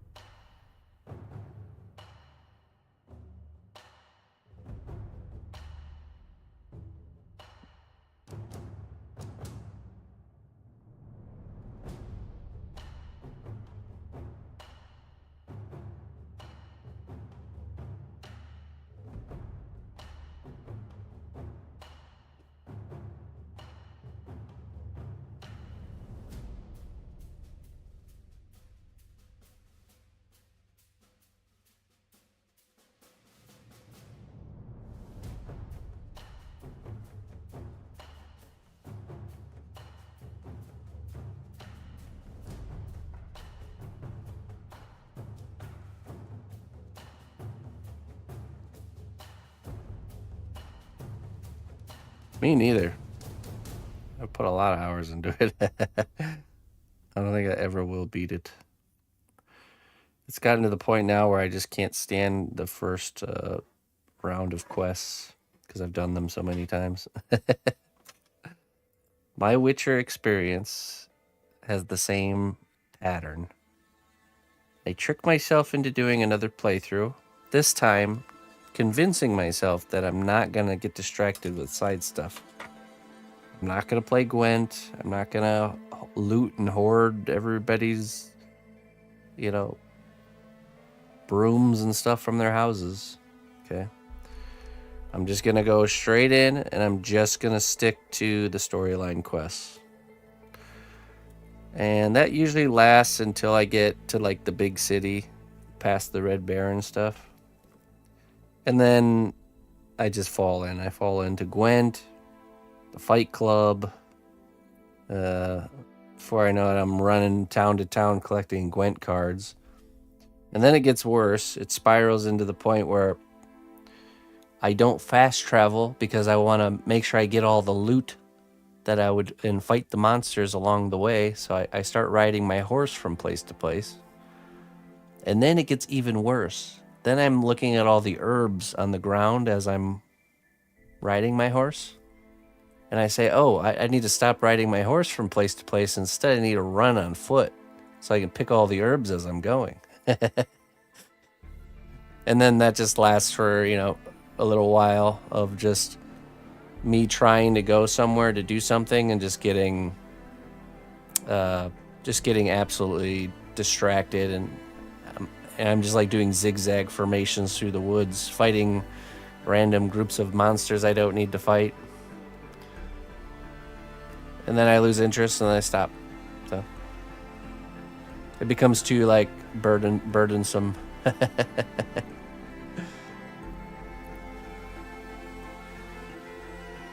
Every single playthrough I've attempted always ends up in that same fashion.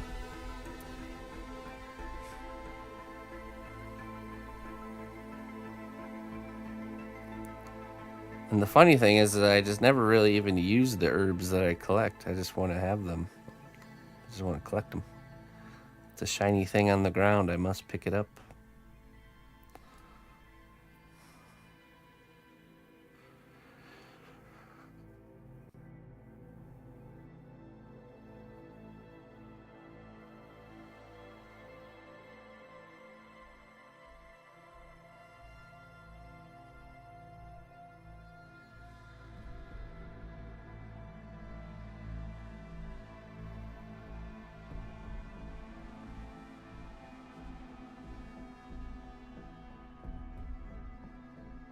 Based.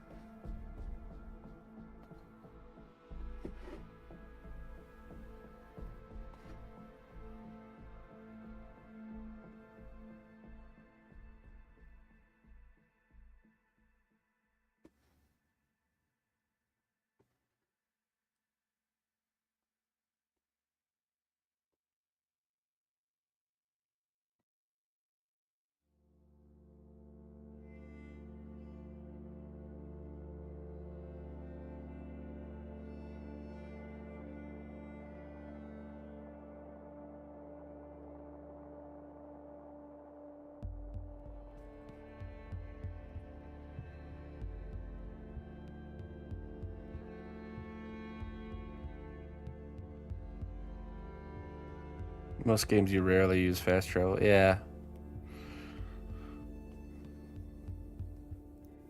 I'm the same way. I played a hardcore version of Skyrim where you couldn't fast travel, but you could use the cart. And then I even got to the point where if you use the cart, it doesn't automatically. You actually have to ride on the cart from place to place. It's like, all right, I'm gonna ride this cart from town to town, but you actually have to sit on the cart.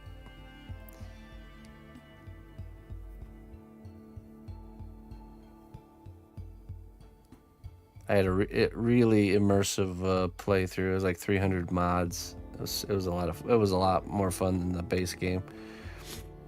Hunger. You had to manage your hunger. You couldn't get too cold. When you hunted something, you didn't just loot it, but you actually had to carry the carcass back to your camp and process it. Like skinning it, gutting it, all that fun stuff.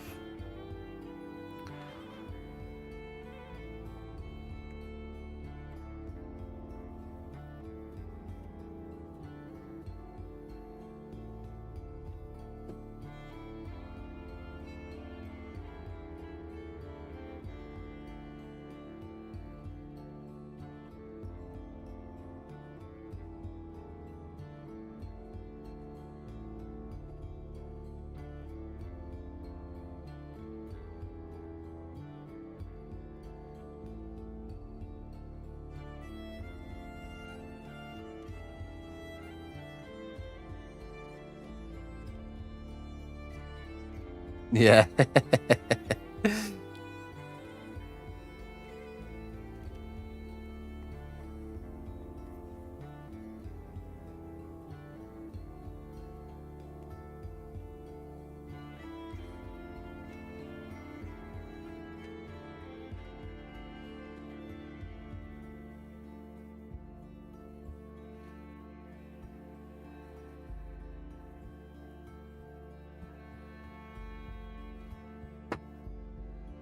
I had this mod where you can like set up camp too. Like you could place your tent, you can place objects in the map, and like really, it's really cool. So you would have to camp out for the night out in the wilderness.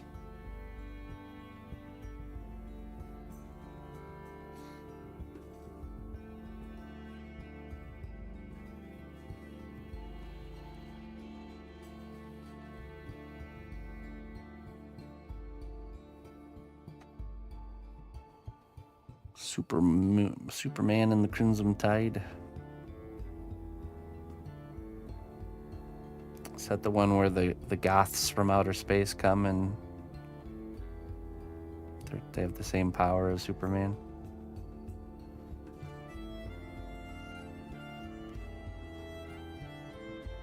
When the Goths attacked.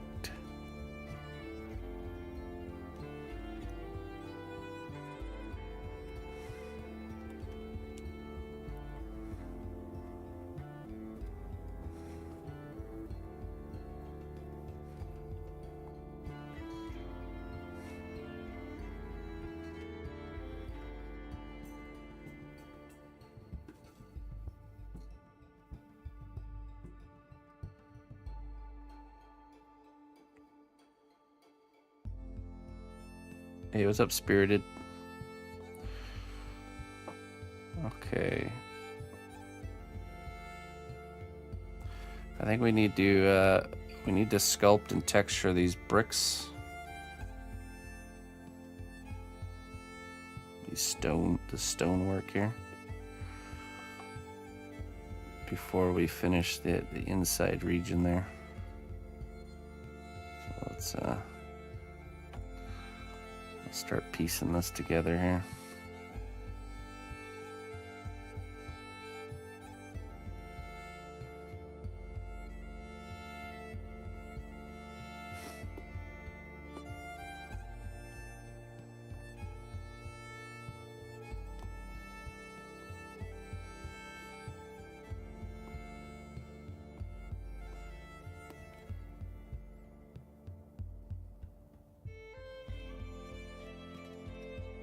We talking about Germans or makeup homies? Like dressed in black, guys dressed in black. Fight Superman.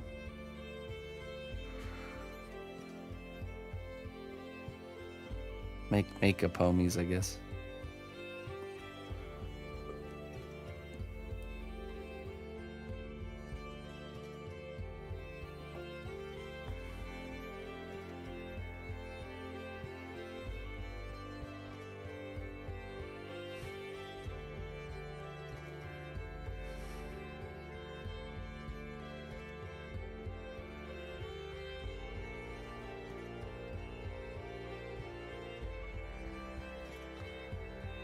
Adage.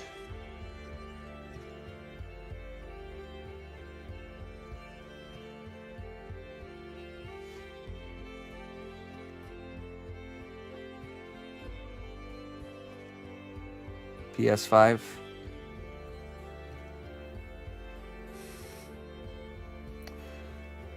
It served you well.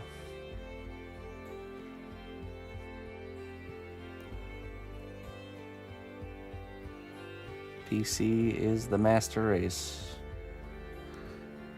though.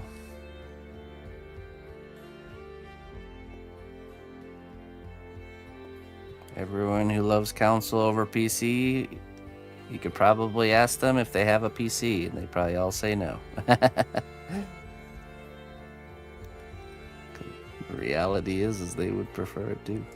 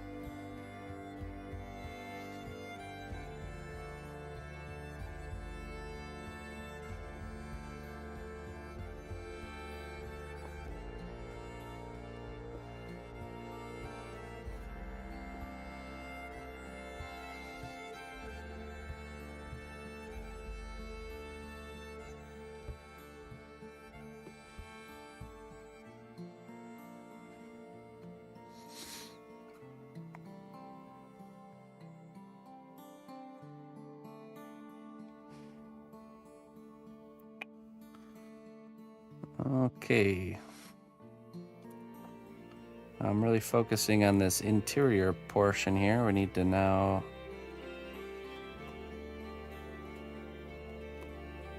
texture this inside layer so we can finish this part, and then we can start working on the outside.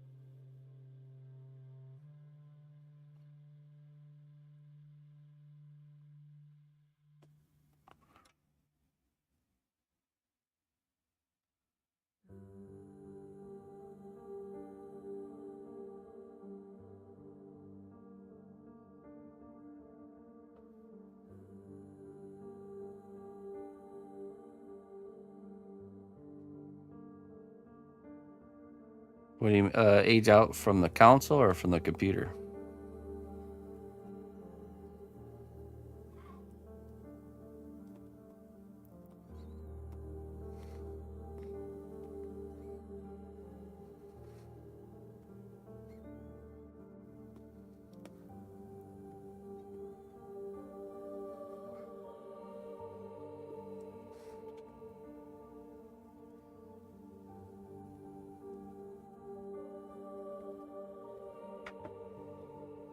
Oh, I mean, you can emulate pretty much all old games on a PC.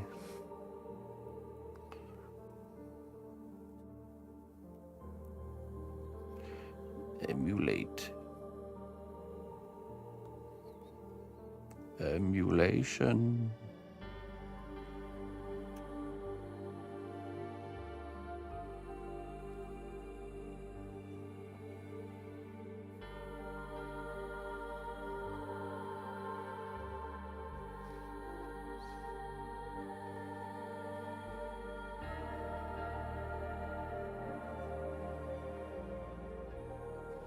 Okay, let's get some texture rocks here.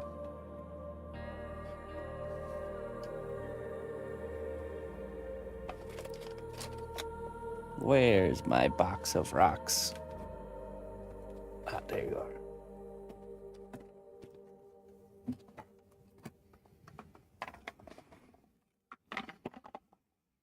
Fine box of rocks indeed.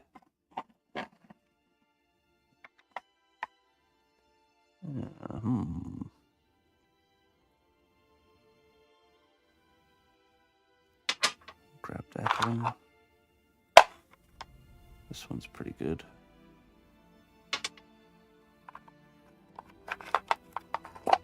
Good edging rock.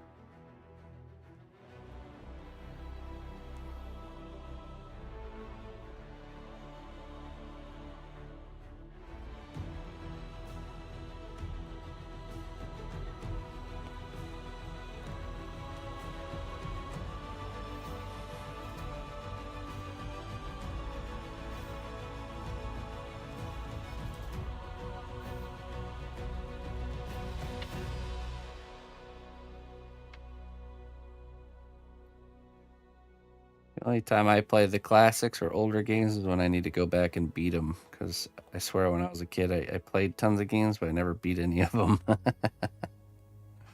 Never so many unfinished stories.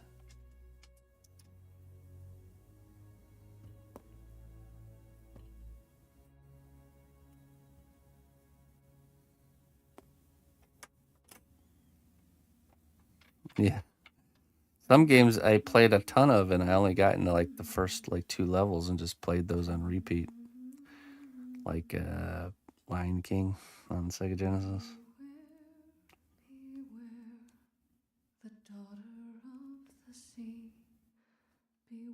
That one I dare not play.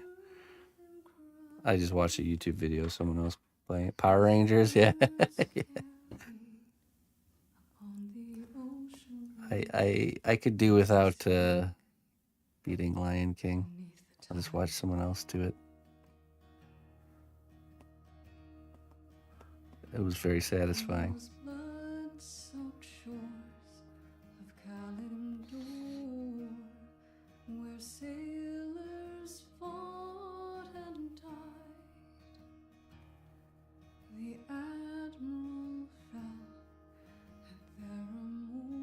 Goonies 2.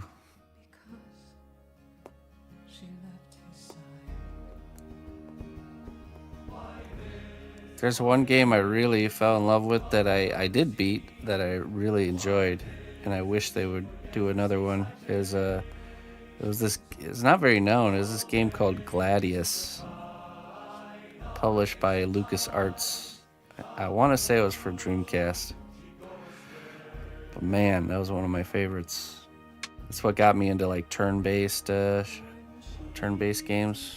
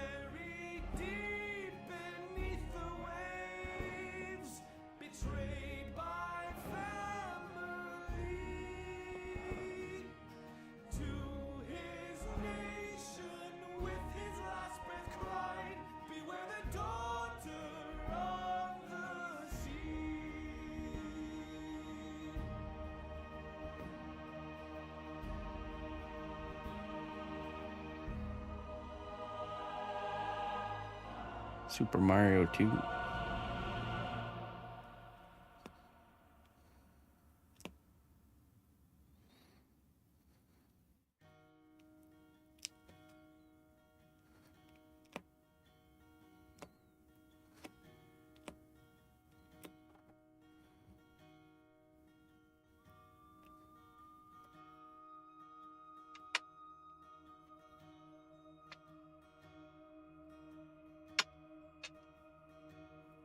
I heard,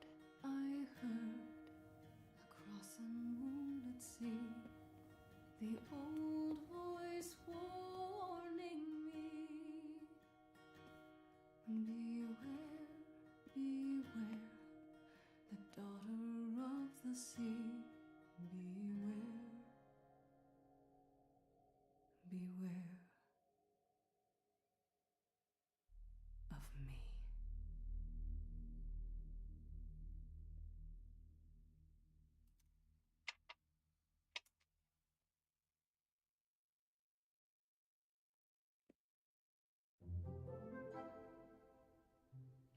There's so many random games in the back of my mind I don't remember the name of, that I had rented and like from Blockbuster rented, played once or twice. I never saw it again.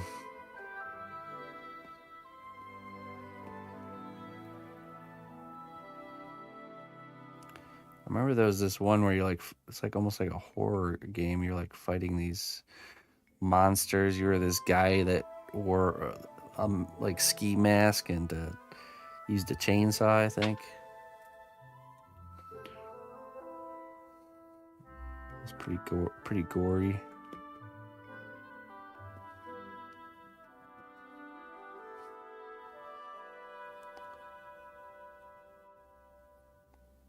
All right, Looney Lorna. Yeah, we'll catch you later. I'll be on Sunday for class, painting class. But yeah, this is the last stream until then. So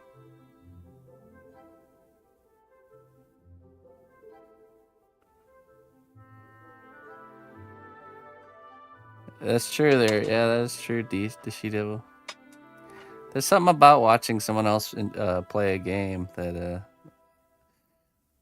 I mean, I had siblings growing up, and I always, we always used to couch co-op and watch each other play. Sometimes the watching someone play is almost more fun than the playing yourself.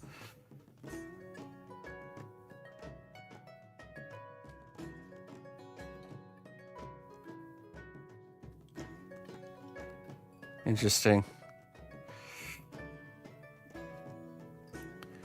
There was this game on Dreamcast that me and my brothers really, really got into and played a lot of. It was like the levels were like rooms in the house, like the living room, the kitchen, and you played as tiny like toy tanks and planes, little cars, and you would fight each other. And like the missiles were like pencils. You could fly a bomber plane and drop bombs, and that was like erasers.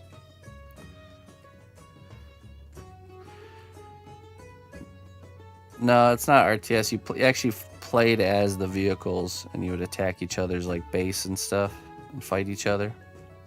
Man, we played the heck out of that one.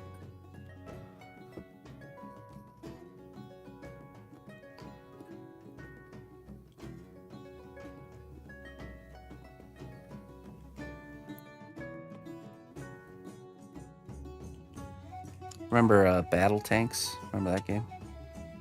We also played a lot of that one. I always played the Goliath tank.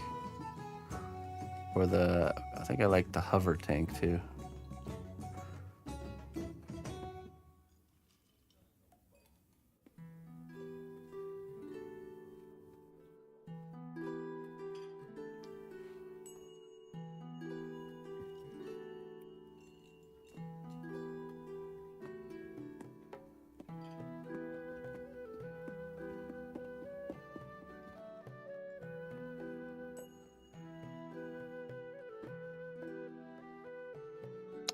Splatterhouse was the hockey mask game. Oh, okay. That's the name of it, Splatterhouse. Yeah, I remember I was super into it, but we had only rented it. There's no way I could convince my parents to buy it.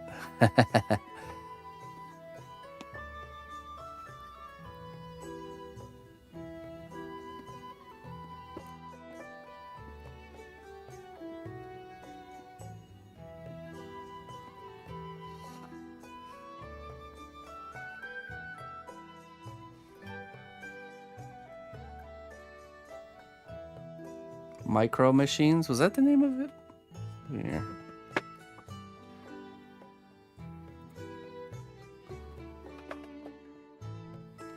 Hail, noble ally. Please accept these treasures as a gift for your unwavering service to the kingdom. Oh, maybe it was GameCube.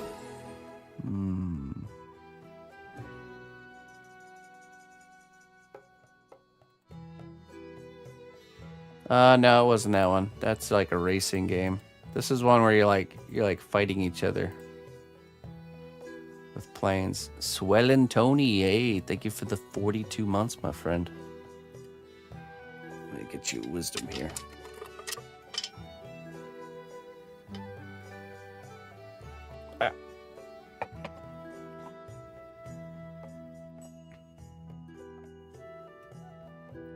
I was a peasant once. Now a lord of the land. Thank you so much for the continued support there, Swellin' Tony. Let's see what the wisdom has for you here.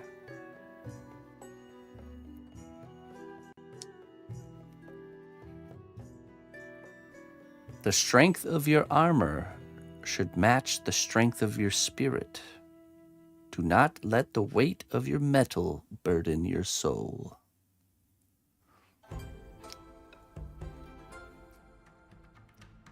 There you go. There you are. Thanks for sticking with me, man. I appreciate it.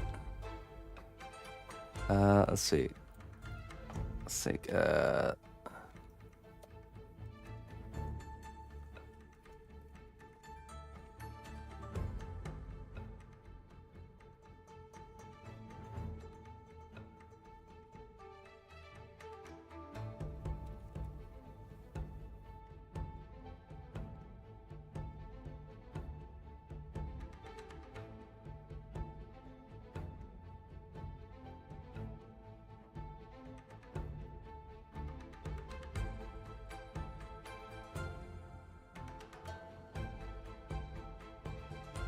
Boy Commander, is that it? Is that the one? Oh, let's see here.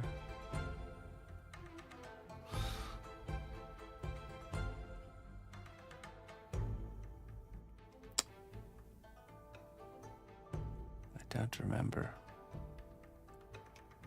I don't know. I'll have to search for it later. My armor is a hoodie at the moment. I have no high hopes for that. Good. So then your armor is not overburdening you. Is it talking about physical armor, or is it talking about something beyond that? I wonder.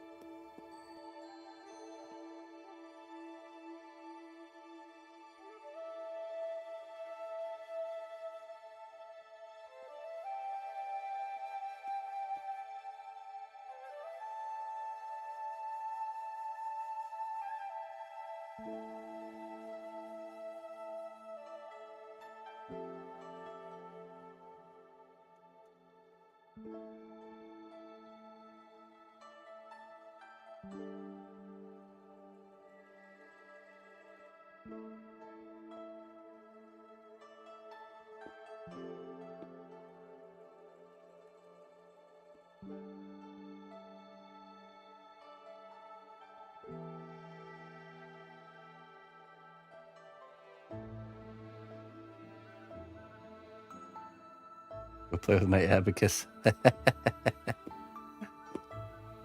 haven't reached that point yet. I'm still the undefeated champion of the household. Every once in a while, the missus will best me.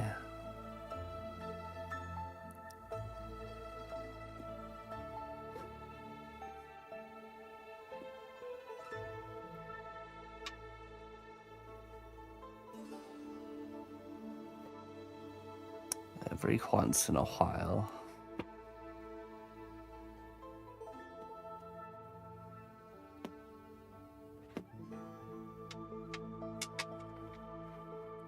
Shoots and ladders champion, yeah.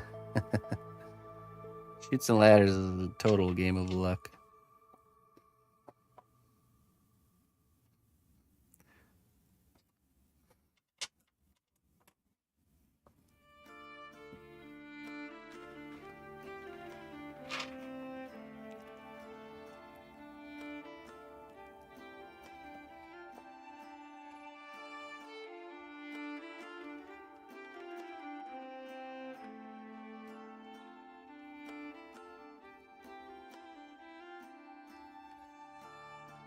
Hello, Big Diesel. How are you? How are you?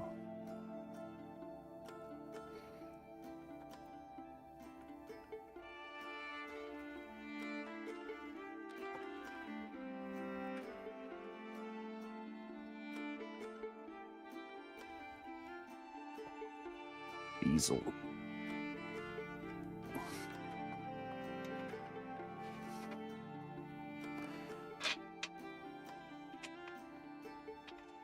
One must beat thine easel daily.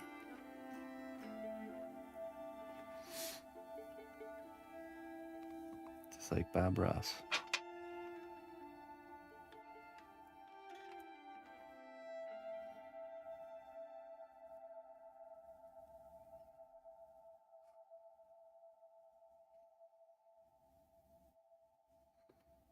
I'm doing good.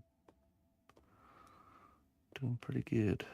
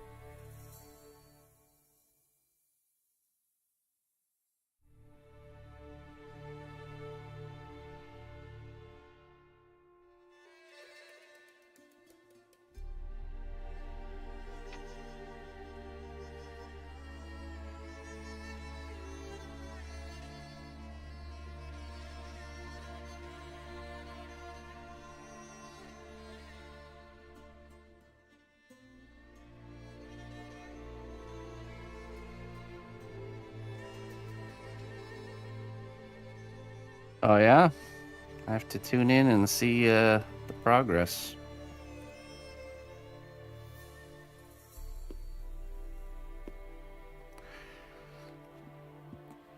You drawing it out is kind of like just the beginning, right? Now the work really starts, huh? The rendering.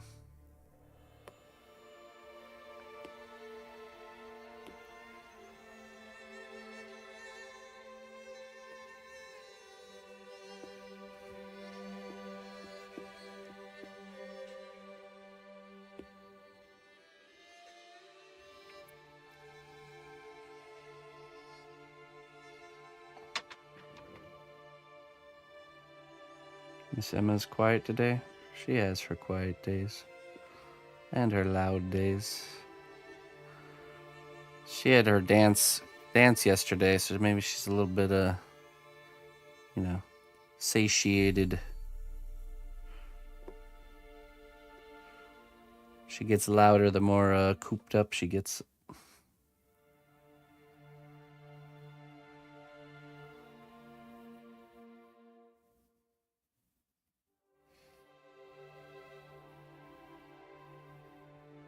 Ooh, that's cool.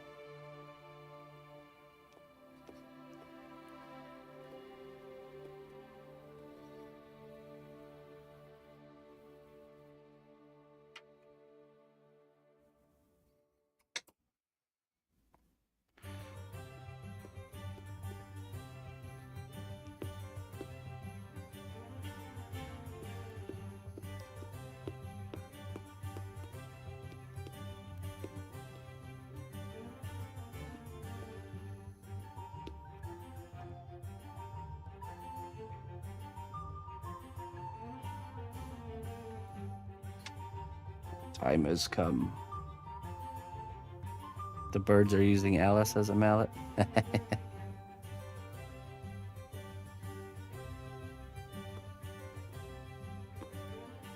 I mean, she's the one stepping into their realm, not the other way around.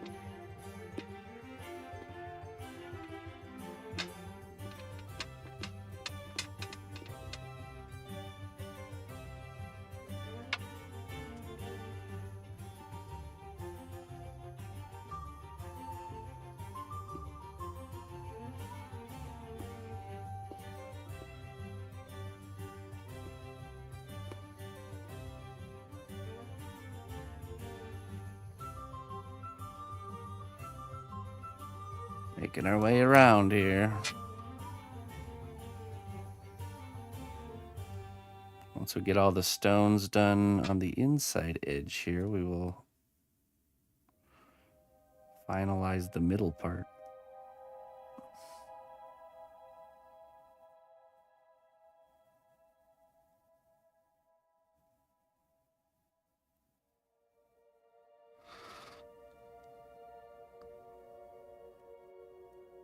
Hey, Luke. Welcome back from your travels. Ooh, castle's wonderful. Wonderful. I visited some castles in Germany this past fall. This is Morgoth from the Lord of the Rings universe, emerging from a pit of despair and isolation. Put him in place. There we go.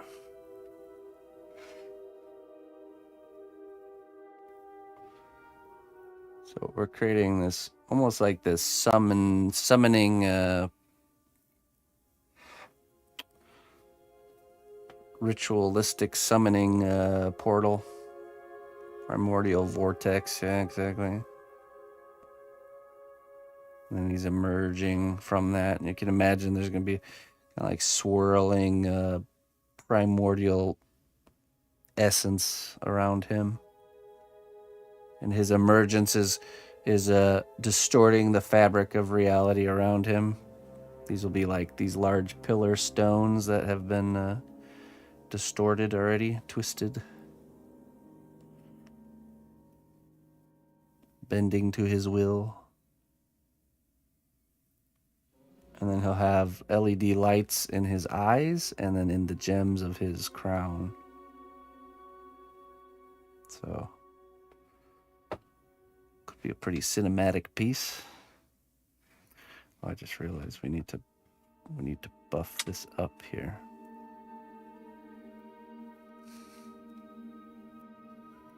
We want his hand grasping the stone.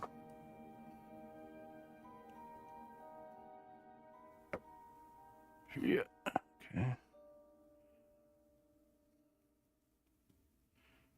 Okay.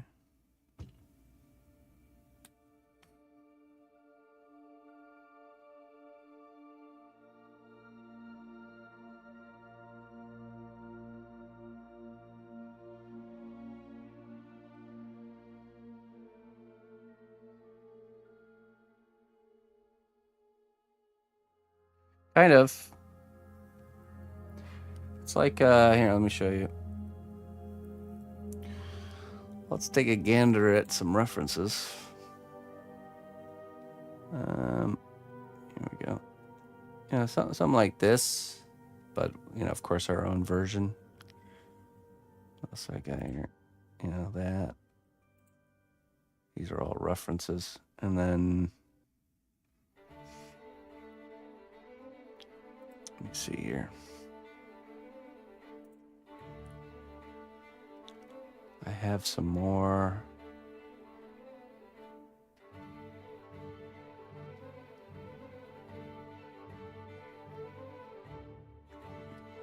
Where is it?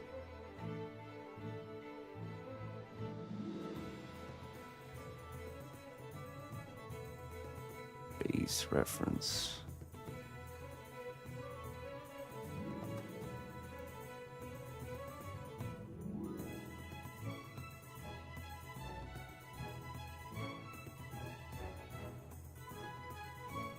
Base reference, okay.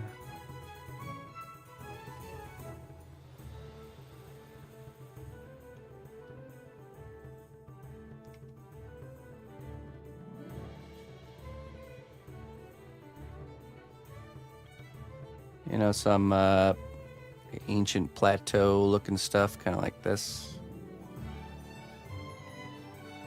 Right there.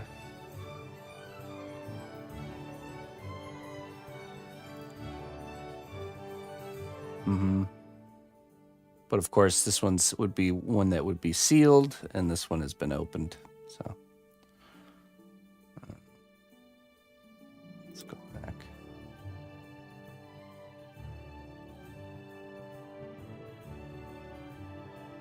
Here's some more of them you can see. This one, this one.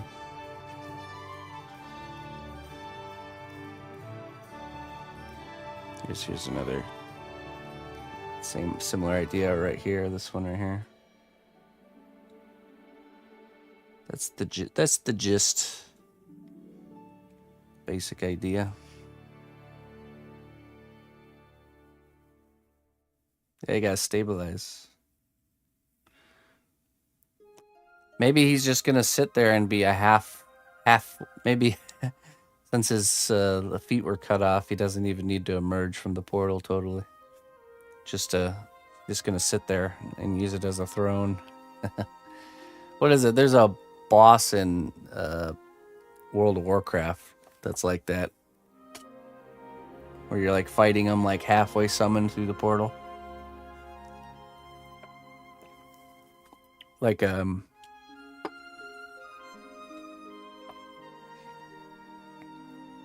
was it Kel'Thuzad or something like that?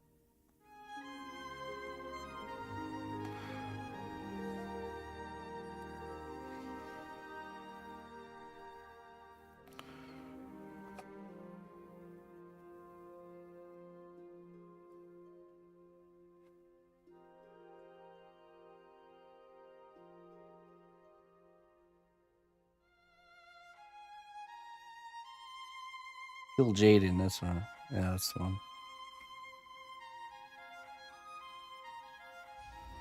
Well done, brave hero. Your labor has borne fruit. Enjoy these goods as a reward for your dedication. Best place on the interwebs and the greatest community to boot. Don't sell yourself so short there, Looper. I can think of another great place. Mom and Pop Quilt Shop. Another great community. But thank you. Thank you for the kind words. Liquid Luck, Unicorn Tears, or Clone Me Juice. Thank you for the thank you for the support there, Looper. We really appreciate you over here. All that you do. All forms of support you've given us through the years. Thanks for being a tier 3 sub. Clone You Juice, okay.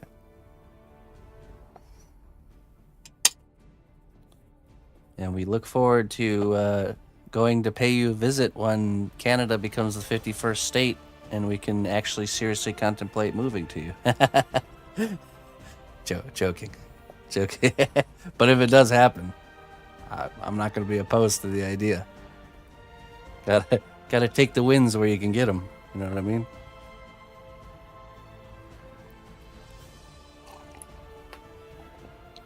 All right, see what your wisdom is.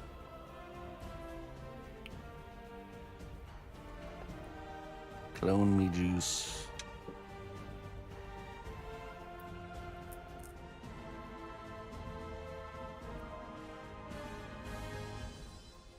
Value the silence between your dialogue, like peaceful moments between epic battles.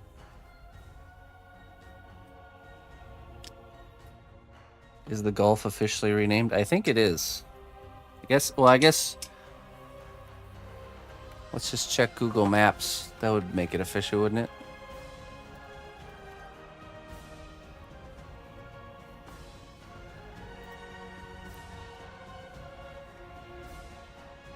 Scrolling out.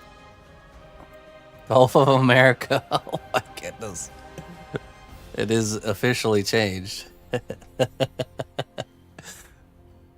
it's on Google Maps, then I guess that's as official as we can get there.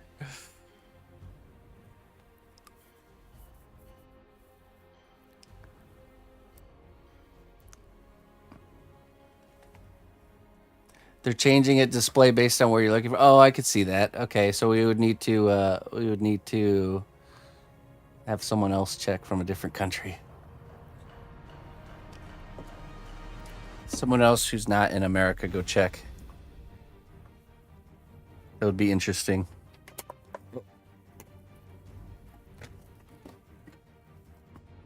Who's got a VPN? We don't need a VPN. We got people from all over here.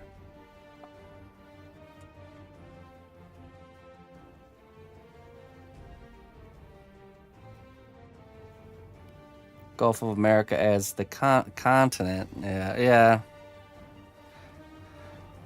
Yeah, maybe. One could argue that.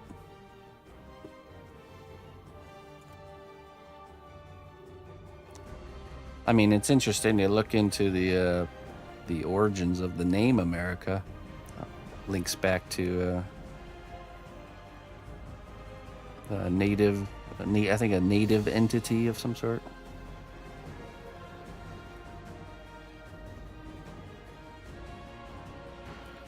I'm in EU and I see both names. Oh, I see. Okay.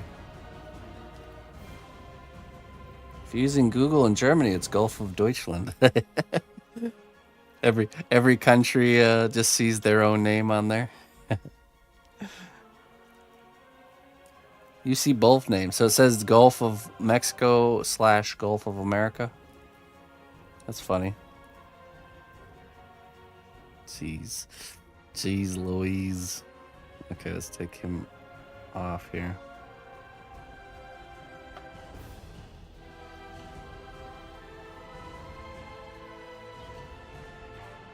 It's an interesting time to be alive, that's for sure. I'm thankful for every day. Okay. Up. Okay. There we go. The clay.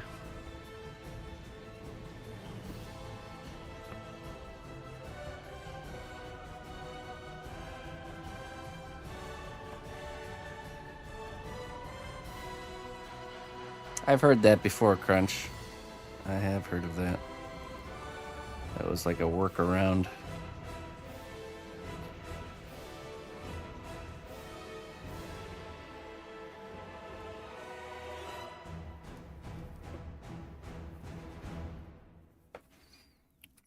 Where's my tool?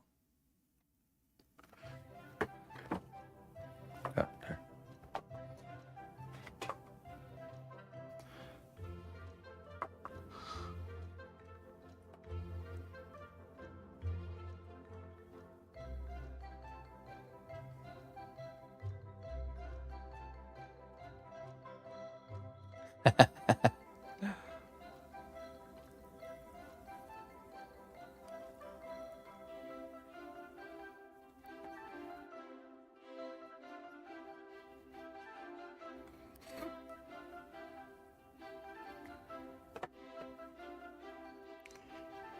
Yep.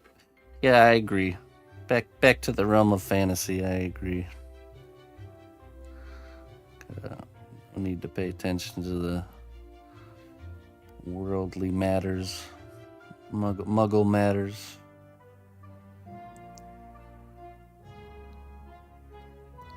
Apologies.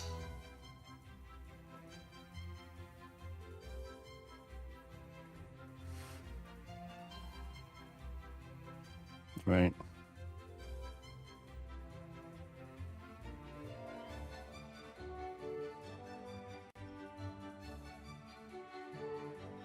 Holidays, yeah.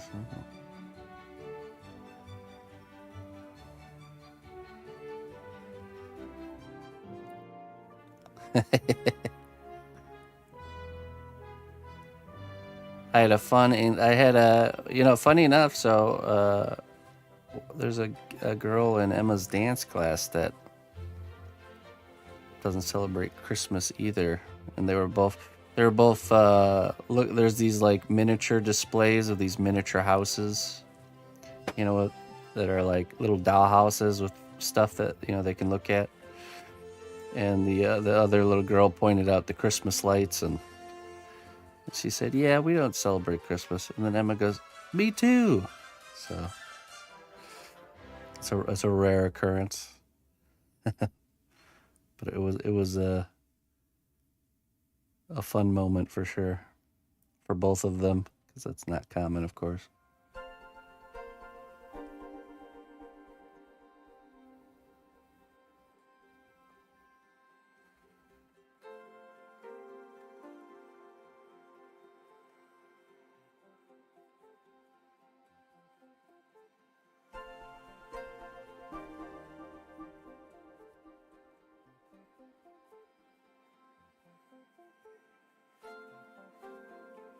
Oh, nice. Be at easel. You know, if you've ever done this, I would encourage everyone to try. Go into your backyard, wherever, you know, maybe there's the most vegetation or trees or whatever. And either get a chair or a bench or something and just sit there and just be very still for like, if you can. Just be very still and observe for like 10 minutes. And all of a sudden, like all the life that's normally in the area just starts re-emerging. It really shows you how impactful your presence is somewhere. That just by walking into a space, the whole natural world is like moving around you, you know, getting out of your way. But if you sit still long enough, it's like you become part of the scenery and they all start coming back out. So our backyard is such like a lush area with all the plants and stuff we're growing that you just blend into the background, and there's so much life brought in by the plants. It's awesome. Even if I didn't grow food for myself to eat, I would still grow a garden just for that. It's like you create a little oasis.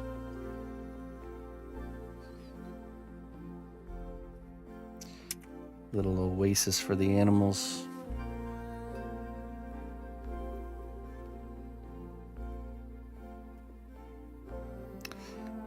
Oh yeah, that is perfect there, Be a Diesel.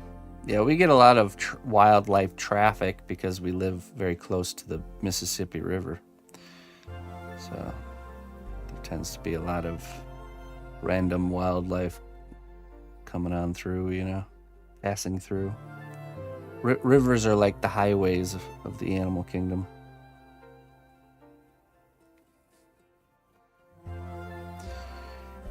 Yeah, we get the hummingbirds too. I was standing outside observing the garden, and I witnessed a hummingbird fly really close to me, right within reach, and landed on a tree branch, the low-hanging tree branch. It was the first time I've ever seen a hummingbird not moving, just chilling there taking a break on that branch. I've discovered hummingbirds really like radish flowers. So if you grow a radish and you don't pick it and you just let it kind of go, it'll grow these really long, scraggly branches, and it gets all these purple, like light purple colored flowers. And the hummingbirds really like those.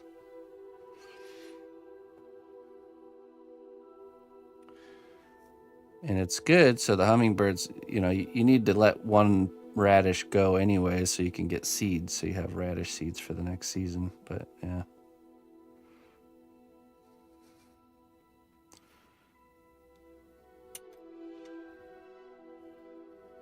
that was some sort of bug you've never seen. Yeah. Yeah, exactly. The wings are going so fast. It was just like, what was it, earlier this week when it first started to warm up, I walk outside and a honeybee just came out of nowhere and just like flew right into my face, you know. So not into my face, but close enough for me to start doing the swatting action. Like, get away! Oh boy, here we go. Bugs are waking up. That's when you know spring is here. Spring is definitely here.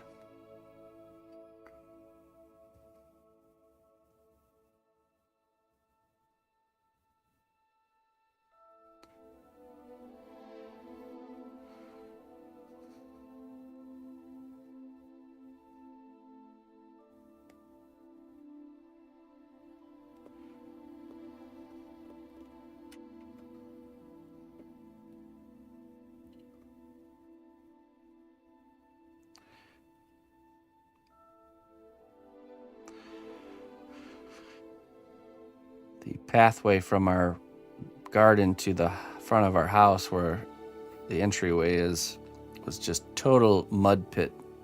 So I went back to the garden where I had put all the fall leaves down and pulled back the leaves that were on top of where I planted garlic last year. to put the leaves down on the mud so it's not muddy anymore. And lo and behold, the garlic is already starting to come up. It's already coming out of the ground, maybe an inch or two already. It is time. The gardening season has come. Time to go through the seeds. Make a plan that I probably won't follow. I plan on planting really early this year with cold weather stuff.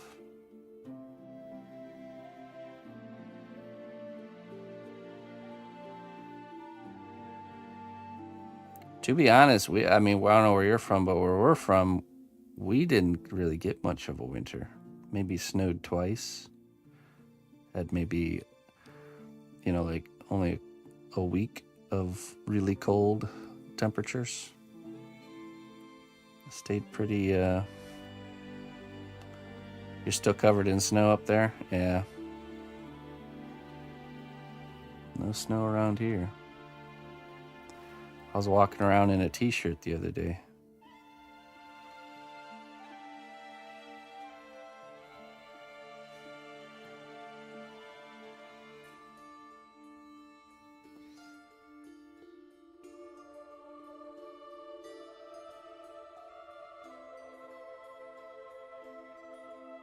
Oh, really?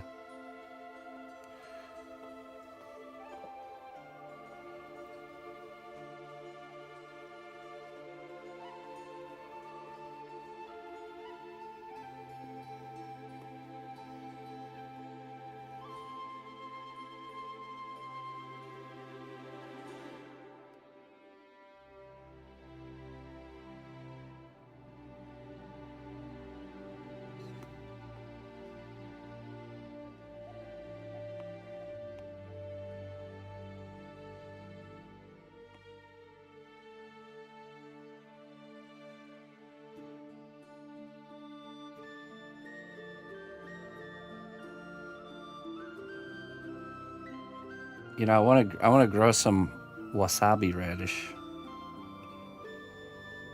this year. And get my hands on some seeds. Really nice, pungent, strong radish.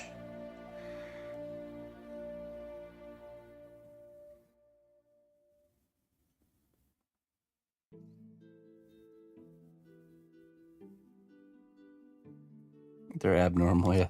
No, I was comfortably walking around in a t-shirt the other day. Yesterday was more of like sweater weather, but I don't know what today's like. 46 and sunny. 46 Fahrenheit sunny.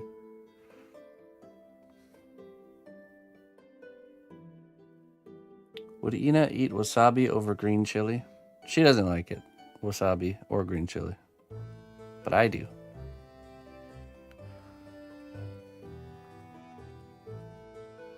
She doesn't mind the green chili, but she doesn't go out of her way to get it either.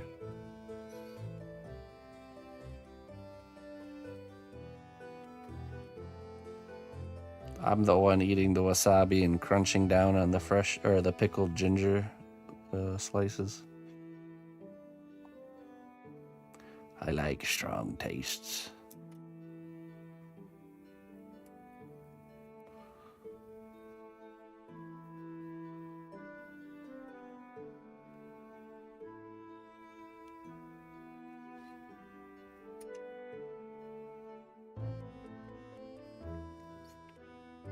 Okay. Does she like sauerkraut? Not the Americanized sauerkraut. I don't like it either. Just like that white colored, sour tasting nastiness. It's usually in a glass jar. Rotkraut is what she has. It's like a red cabbage. It's usually not fermented for long, and you have apples in it.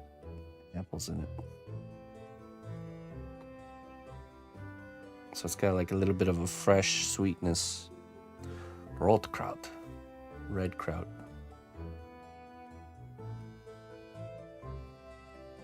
The real sauerkraut is like amazing compared to the stuff we're used to in America that we've been told is good sauerkraut.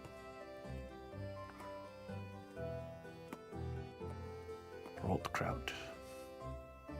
And you have the red cabbage mixture alongside like Dampfnudel. It's like a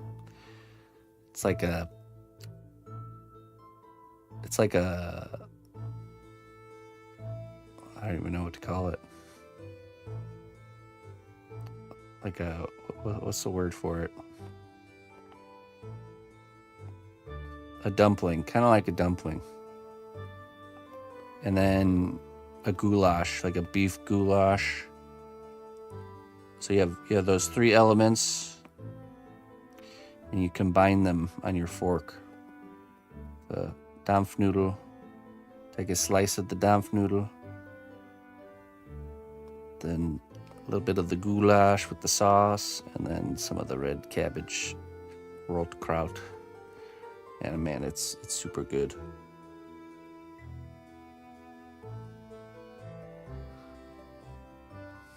Squeaky texture. Yeah. It's like fresh cheese curd squeaks. Does she cook a lot? Yeah, we cook a lot. We rarely do we eat out. We cook most of our stuff here. I cook too, though. I'm usually the master of the grill and the meats.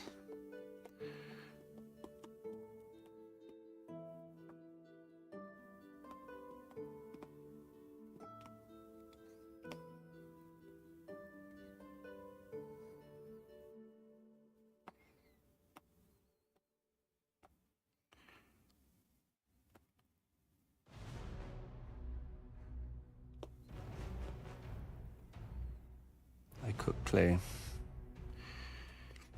I like baking bread, making my own bread, and just cooking in general. I'm really into it. I enjoy it quite a bit. Grease pie. Greasy pie. Emma has that. We usually don't eat that. That's more of just an Emma food.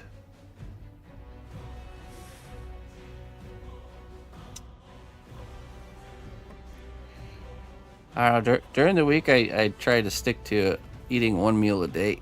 I've been doing that for a little while, and I really enjoy it.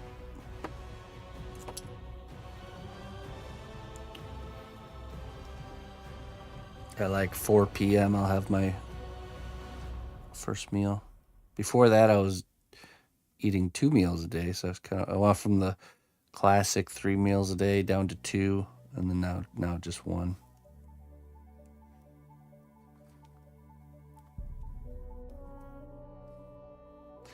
Grießbrei is it's made with semolina, which is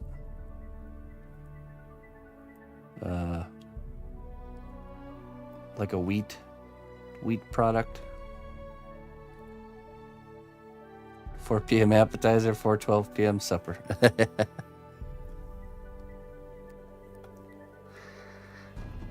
It's like have you ever had like malto meal or something like that? That's the closest thing. It's not quite like that, but it's the closest thing texture wise, I think, to Grießbrei. But yeah, it's made with semolina, which is the same stuff that you use to make pasta, usually.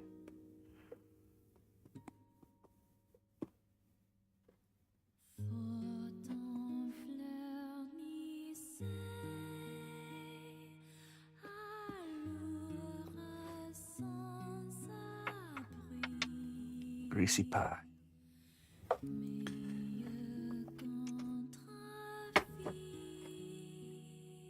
Do you get acid reflux from only eating one meal? No, not really. Mm-mm.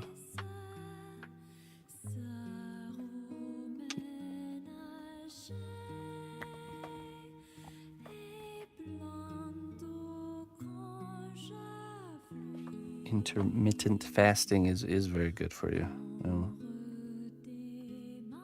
I tell you what, it's really hard to go over on your daily calories when you only eat one meal a day too. Pretty much impossible.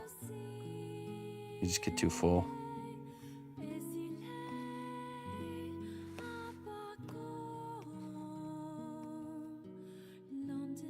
Just finished second breakfast myself.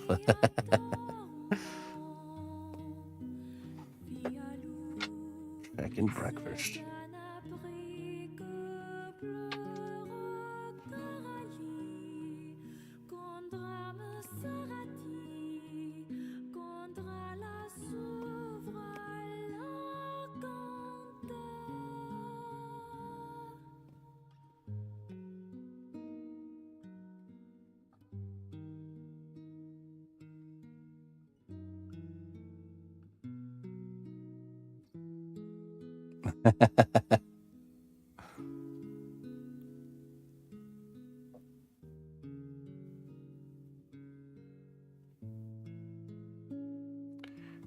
Three-day fat, yeah.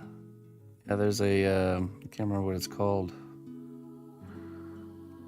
There's a certain function that happens in your body that happens when you're fasting. Getting rid of old dead cells, or kind of like fixing things. The body's like, oh, I don't have to focus on digesting food right now. Let's use our energy elsewhere. Clean this place up a bit. Oh, that's it. No, ketosis is when your body switches to burning fat for fuel instead of glucosamine, instead of sugars.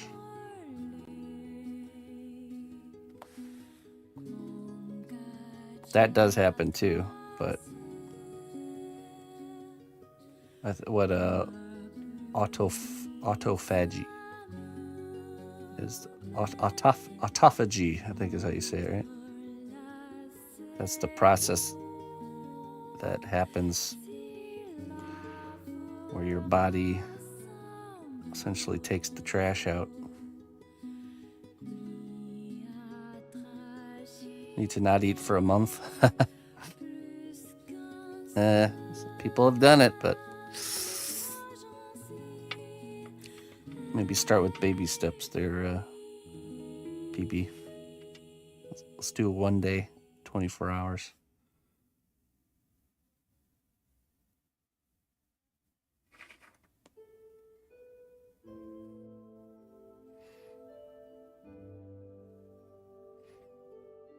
Do you just hop in or what? Hop in where? Here?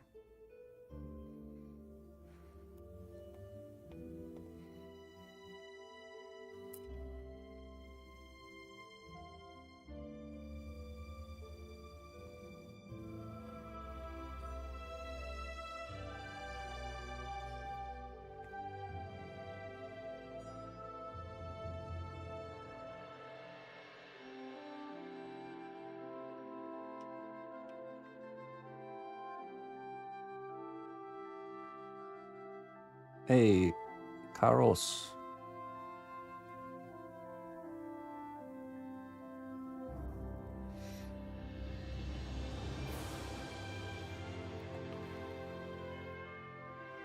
Yeah, you don't want to do big, huge shifts like that for sure.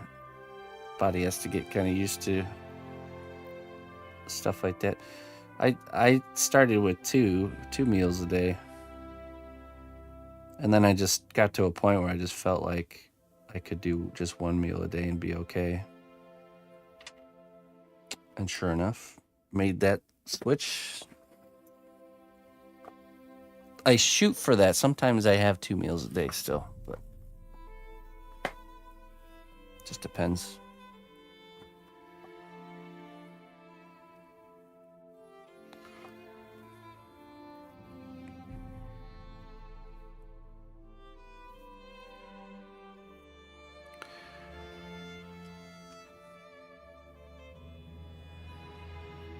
if you ever do a fast, you really fully realize how much of our day revolves around food. It's kind of crazy. You ever go through that? You know, a whole day, you start to realize it pretty much right away. It's like, wow, I spend a lot of time thinking about food, preparing food, cleaning up after the food.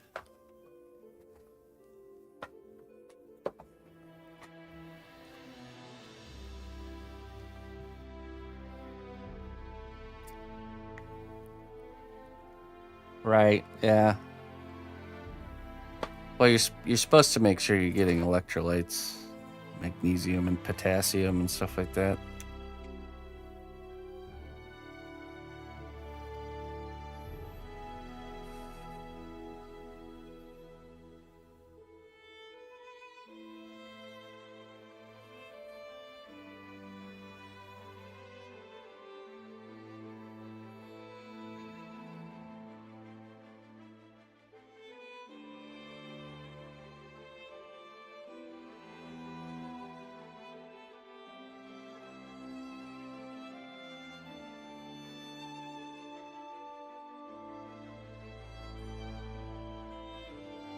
Eight, 12, 5, yeah. Yeah, I'd recommend you try to go to 2 meals a day. What I used to do was first meal of the day was at lunch, so it was like noon, and then last meal was like 5 p.m. And then you count the hours between 5 p.m. and noon, and you have an intermittent fast in there. But you don't really feel it as much because you're sleeping and stuff, making use of those sleeping hours.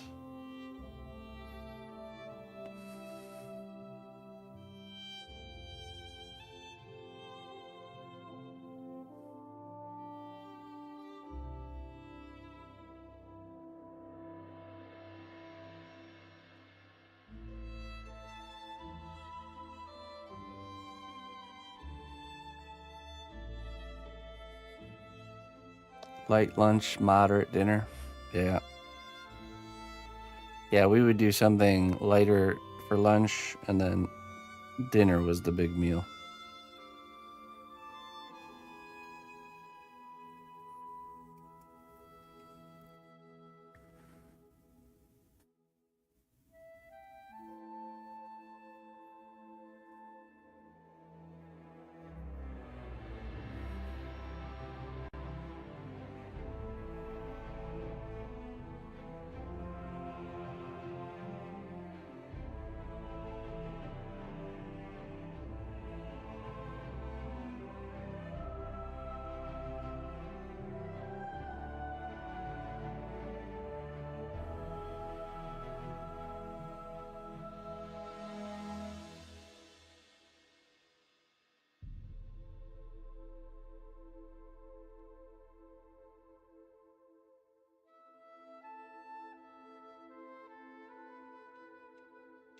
Hey, Scorpio Seb. California moderate or deep south moderate?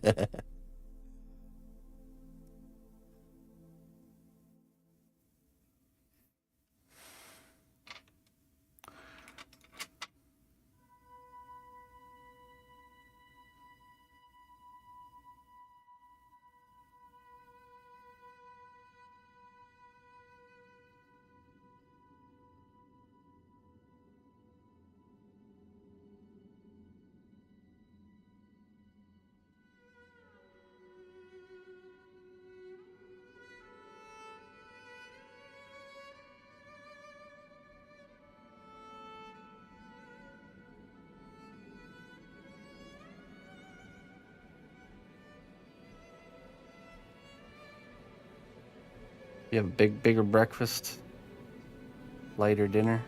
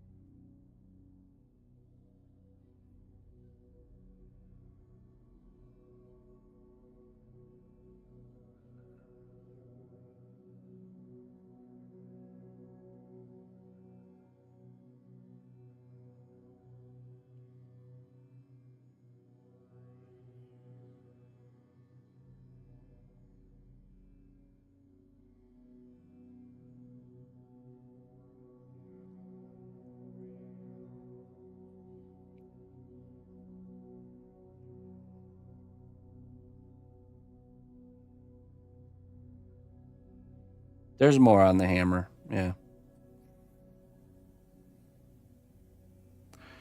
I have to do the top and the back. I think I want to add some spikes to the back side of it.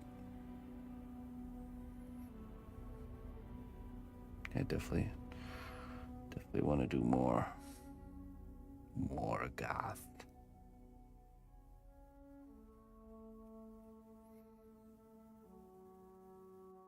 More.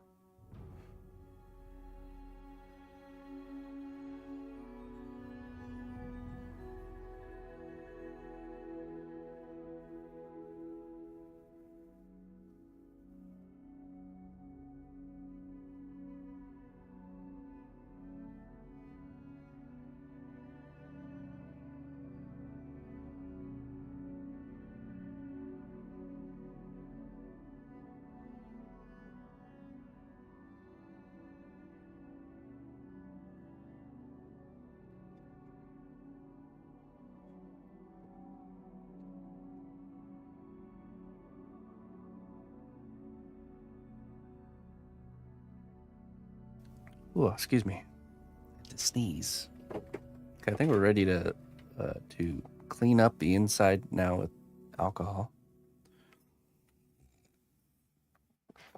or maybe clay glue.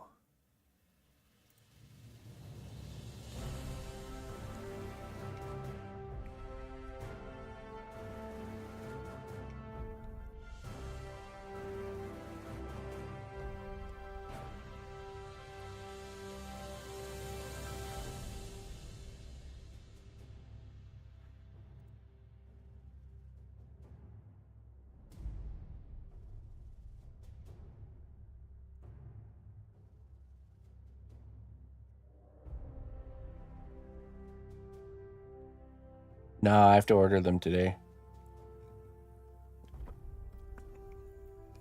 What am I sculpting tonight? There's no stream this evening. I'll be finishing. I have some finishing touches to do for the photo shoot. Kind of already, I'll start decorating and getting the area ready. And then tomorrow, we are going to do the photo shoot and video all the finished pieces and get a head start on the editing work. So no stream tomorrow and no evening stream today.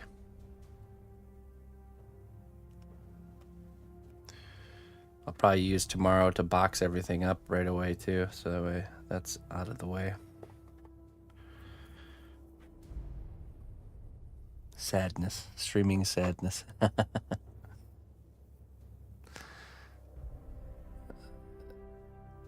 But tomorrow AM is not the Minotaur. It is the Minotaur, but we need the day.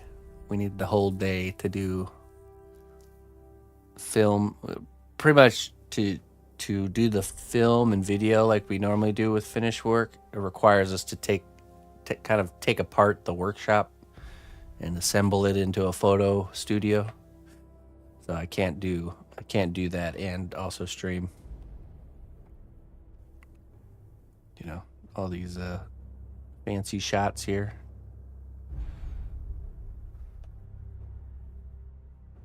Probably more so like this one here. Like these ones here. You know, where we got the smoke in the background and the light work and all that stuff. Customize the decorations for each one.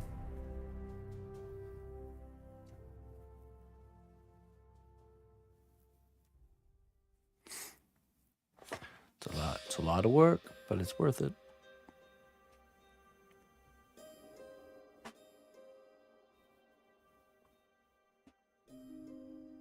That's right, yeah. I get my puffing big clouds with the vape.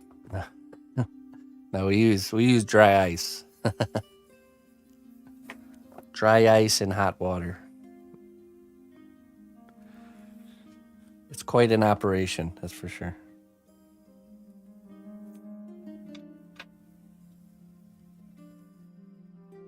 Okay, so let's use clay glue here. We're just gonna bring this together here. Who's your ice guy? The grocery store sells dry ice. Most grocery stores do, you just don't know unless you ask.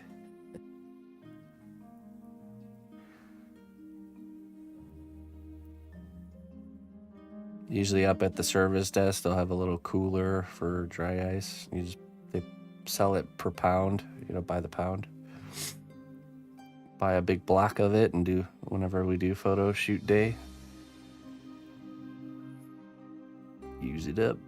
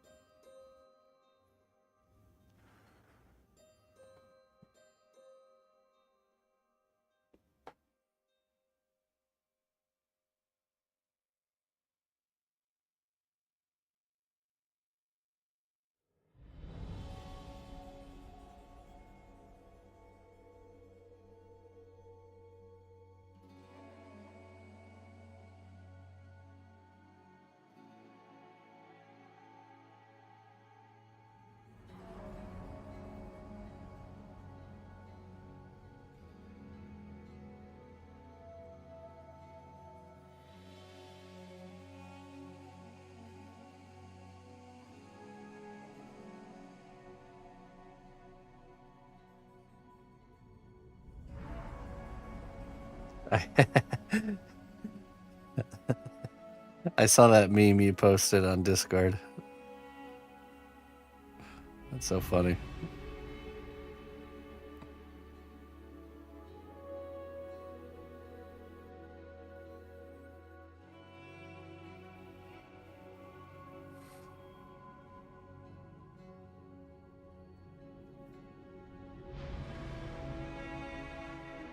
You do indeed look very photosynthesis, my friend. Very much.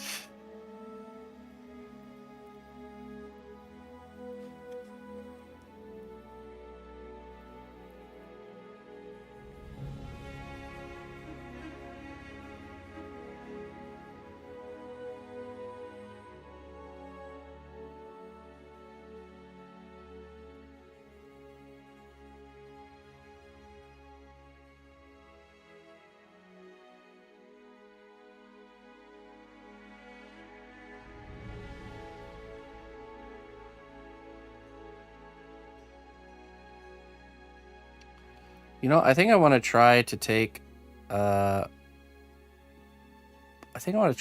liquid polymer clay and embed it into cotton and see if we can bake that and what kind of effect we can get with that. I feel like that would work pretty well, actually.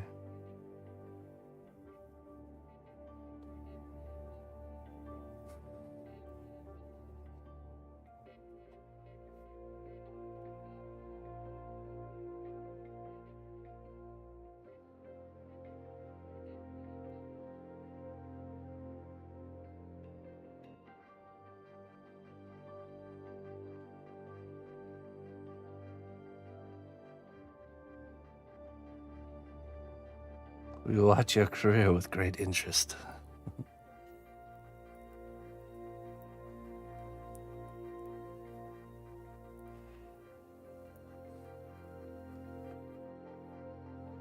Yeah, let's follow that idea and let me grab some cotton and we'll produce a sample.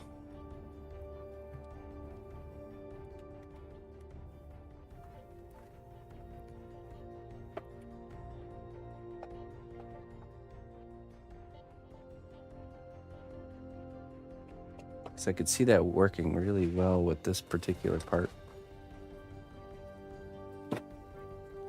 Grab some cotton balls.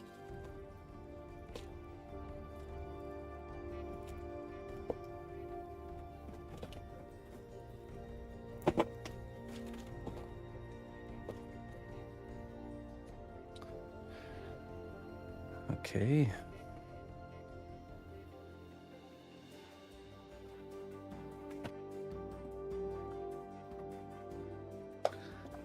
Let me get a thing to mix it inside of, a little cup here.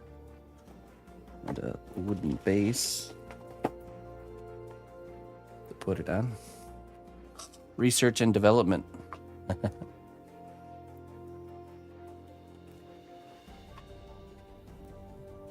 Now the question, okay, so we should do this experiment using the different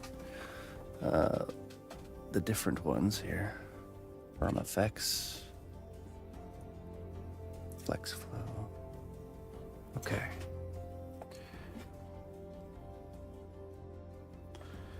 There's the firm effects, and there's the flex flow, and then there's the clay glue. Firm effects, flex flow. Stretch effects. There we go.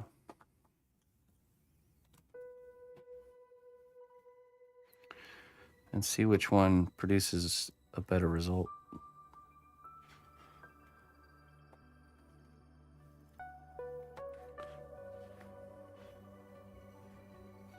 Okay, we already have one of these open. Might need to be mixed.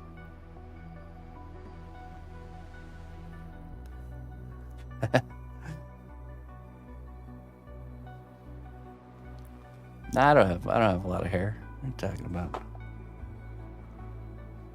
Okay.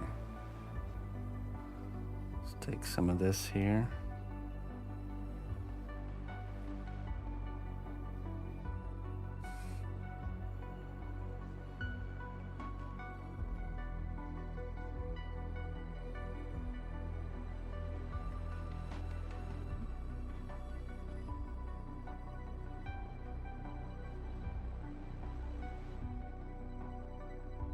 Okay, so let's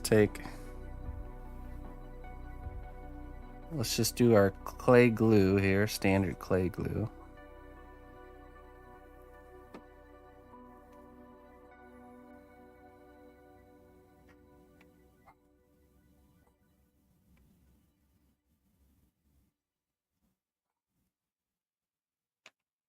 Looks like it's very windy outside.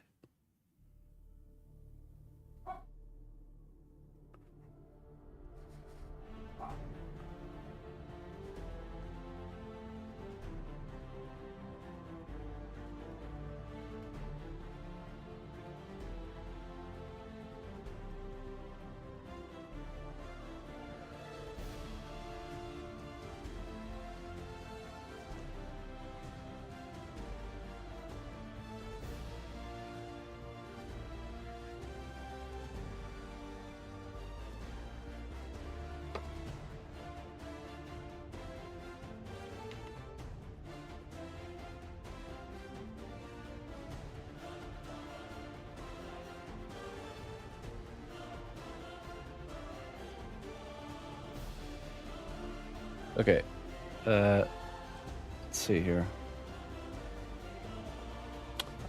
I need something solid to kind of drape it on, or to kind of hold it up. Maybe a piece of foil or something.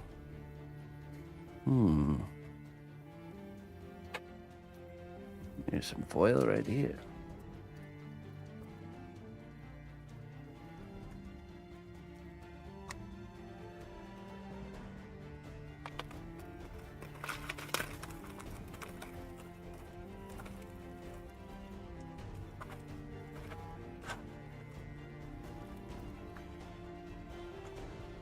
Okay. Now let's do a 1 here. 2. 3. Oh, it didn't work very well. 4. We'll figure it out. Number 1 is regular clay glue.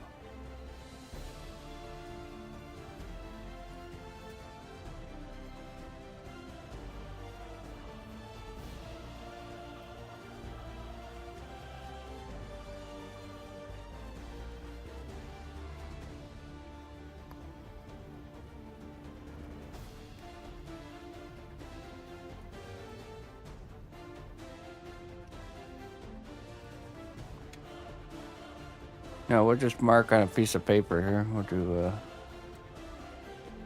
1 is clay glue. Clay glue. 2. Okay. Let's rinse our brush.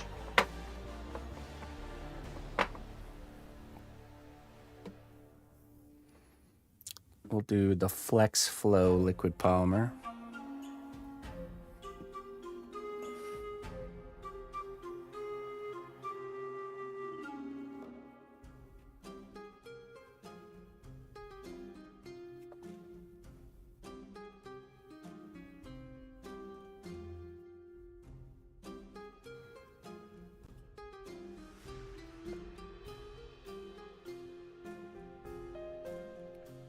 So Flex Flow is, I believe, I can't remember if it's Stretch FX or Flex Flow that's the most.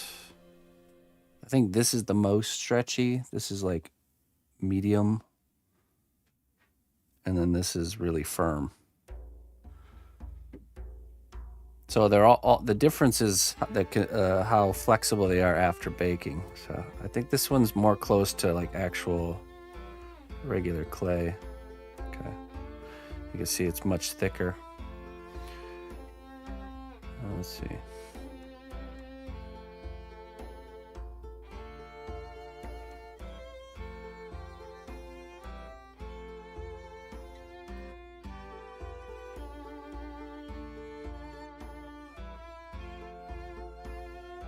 Okay, that immediately makes it harder to spread.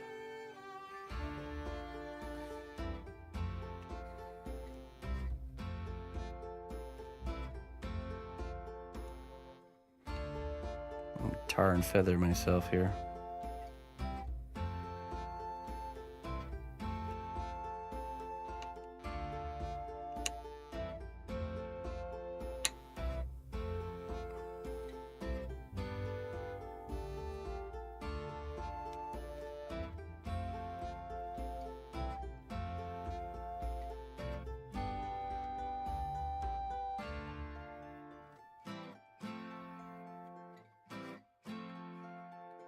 A little bit harder to control because of the thicker consistency, but that's all right. Okay, number 3. Write this down. Number 2 is Flex Flow.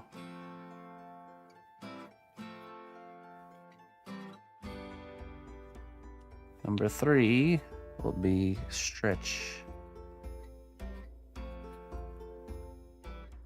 FX.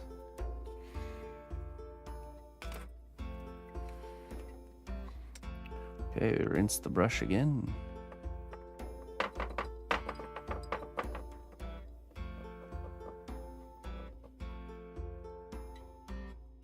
I got liquid Sculpey but never used it. Arts and crafts addiction. Alright, give this a try.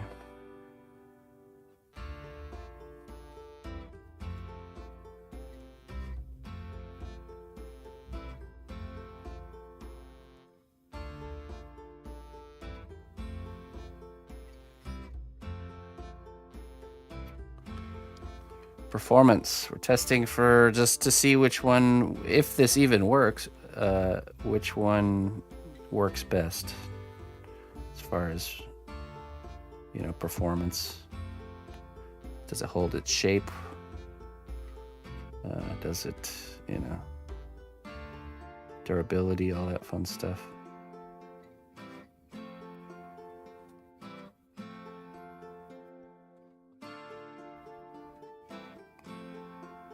I think how easy it is to control is definitely a factor too. Yeah, this has got a really thin viscosity as well, so makes it easier to actually brush on.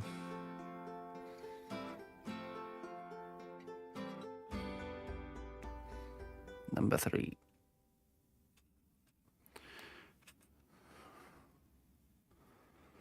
Hey, what's up, Plankwalker? So let's stretch effects. Number 4 will be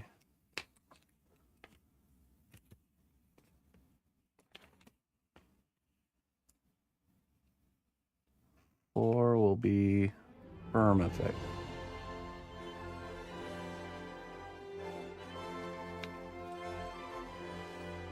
What's these cottons for? For using, for making effects, for creating a wispy, ethereal, textured substance that's solid. You know, that's not actually ethereal. So in this case, we have this portal opening here. I would use this to kind of create like wisps that are like kind of swirling or upwards and around the character to just create this effect, you know.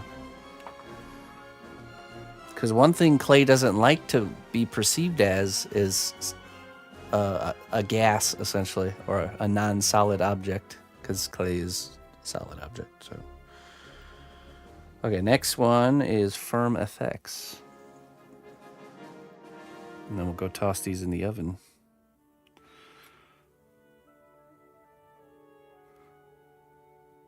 There's also different materials we could experiment with, like like different types of tissue paper.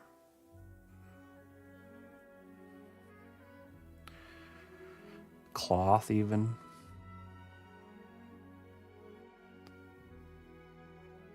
Clayton's a solid object. He doesn't like to be a wispy gas looking material. Now this stuff is really thick, so this one will be the hardest, I think, to spread. Ooh.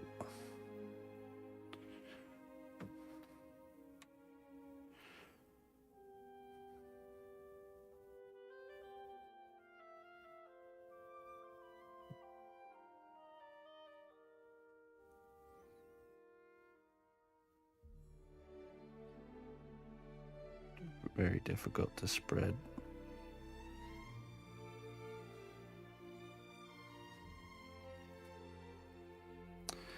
If this works, I could even see, like, okay, imagine you have like an alien looking egg. You would sculpt the egg underneath, and then you could paint this stuff over it, and it would create these ripped areas where you see the underneath part exposed, you know, stuff like that. You know, there's all kinds of possibilities. This is really like, it almost becomes like clay. It's interesting. I have a feeling firm effects might be a very good winner.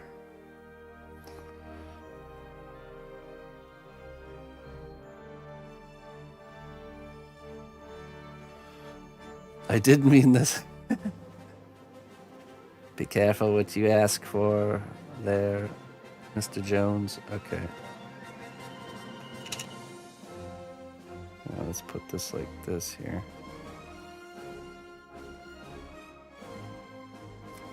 Being careful not to tar and feather myself. Oh, too late.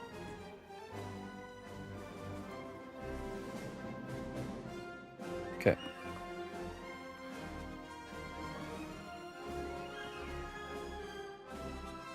All right, so there we go. We have the experiment.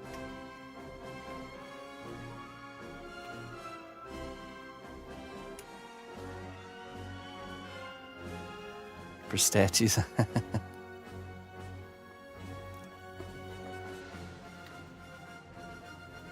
Let me go get this in the oven for about 30 minutes, and we will see what the results are. Very promising. I already know. It's like the longer you work with materials, the more you can just know certain things are going to work out. But I guess I could be surprised. But I'm feeling pretty confident that this will work, and it'll be a really nice addition to our tool set. Yeah, I'll be right back. Also going to go feed the neighbor's dog while I'm gone. Be right back.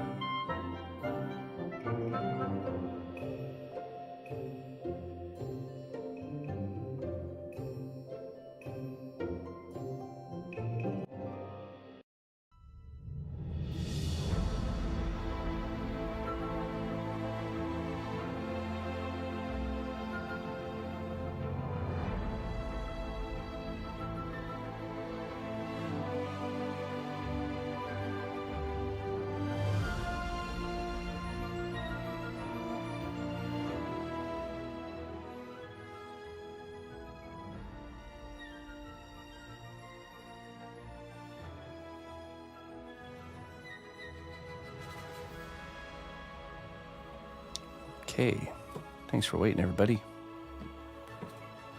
Let's get back to work.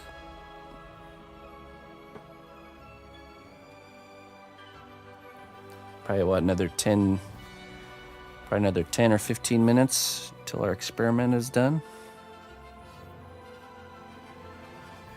Let's continue on the piece while we wait.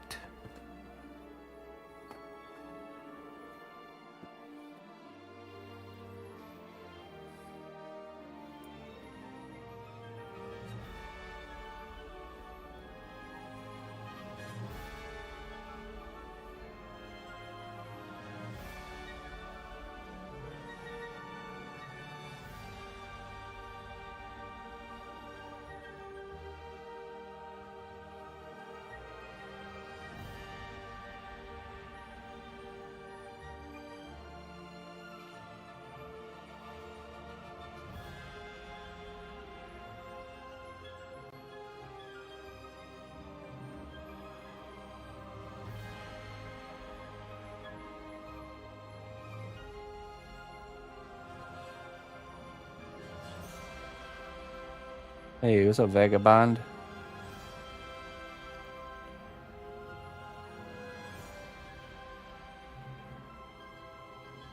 Timu? Had a good experience with Timu? It's like China's Amazon, huh?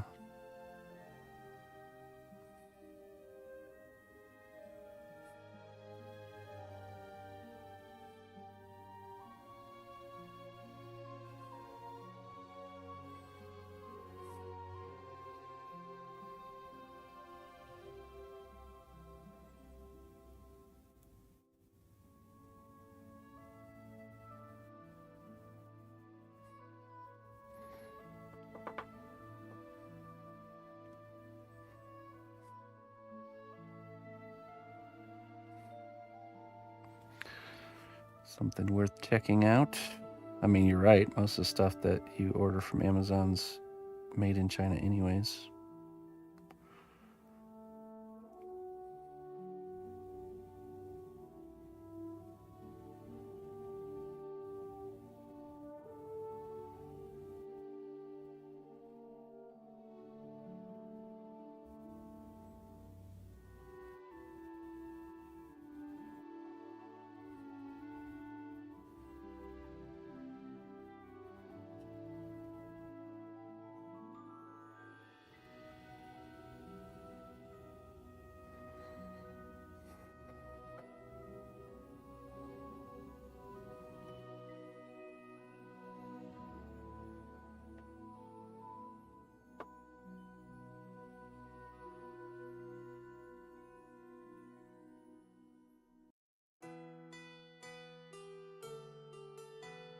Oh, really? It's pretty cool.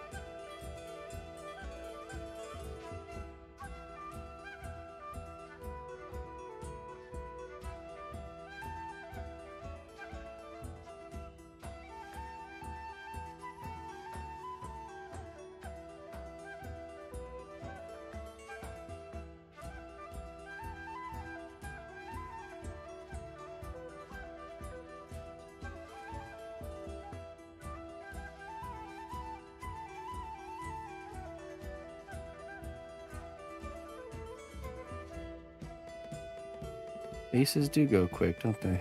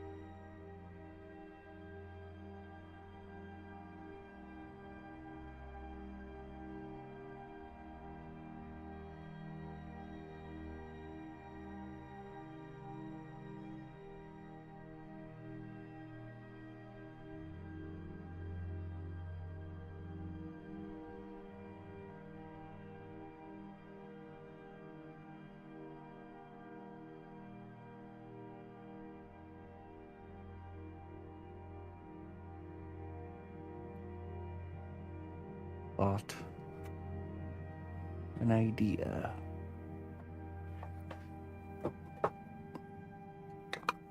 If we had a tiny little skull.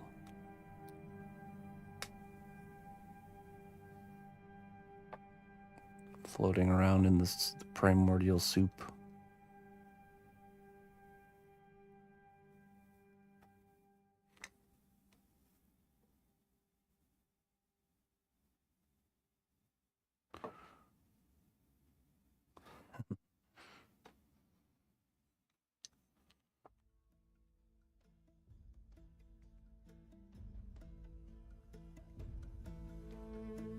Elf skull?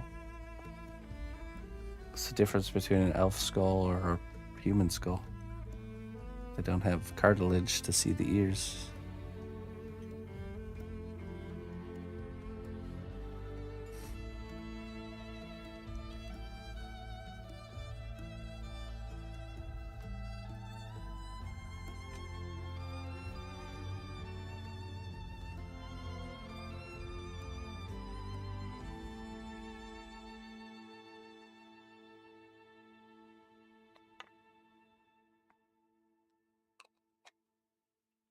Proportions are different.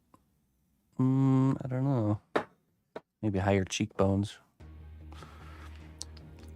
Last I saw, anytime elves are portrayed, they're acted out as humans. I'm not sure they do prosthetics.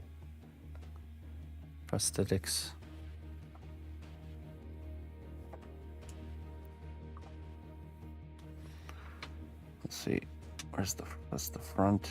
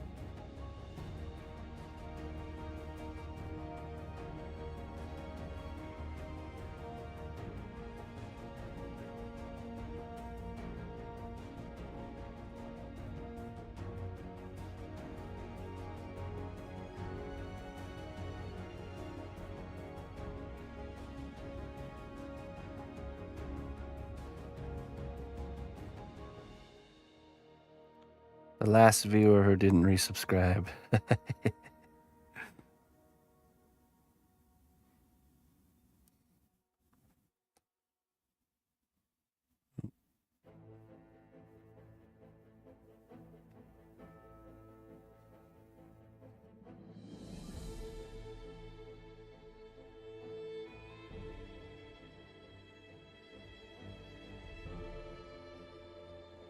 Let's not take too kindly to not resubscribing.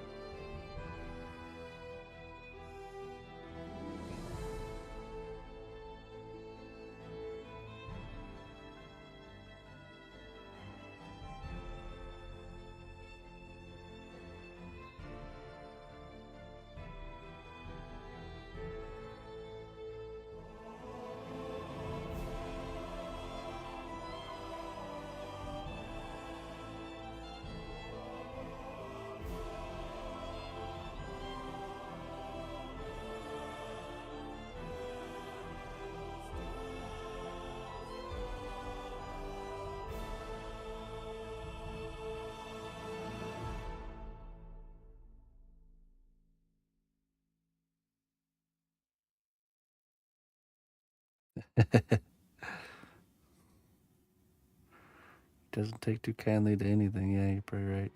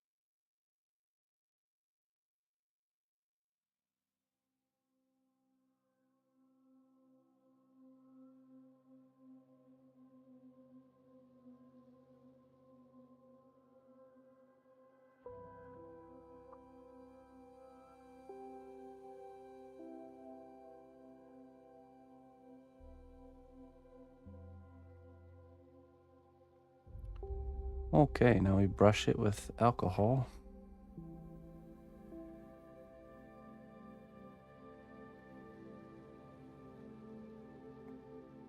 Might as well blend this edge down too.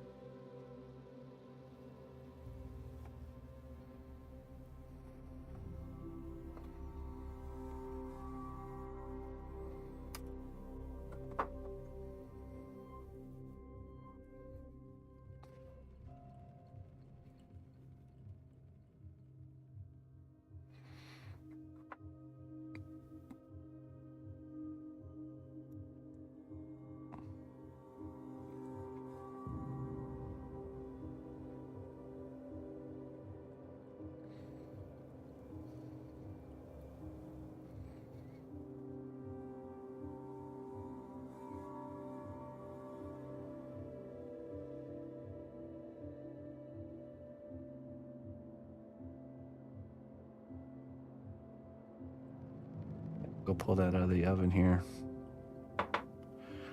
in a second.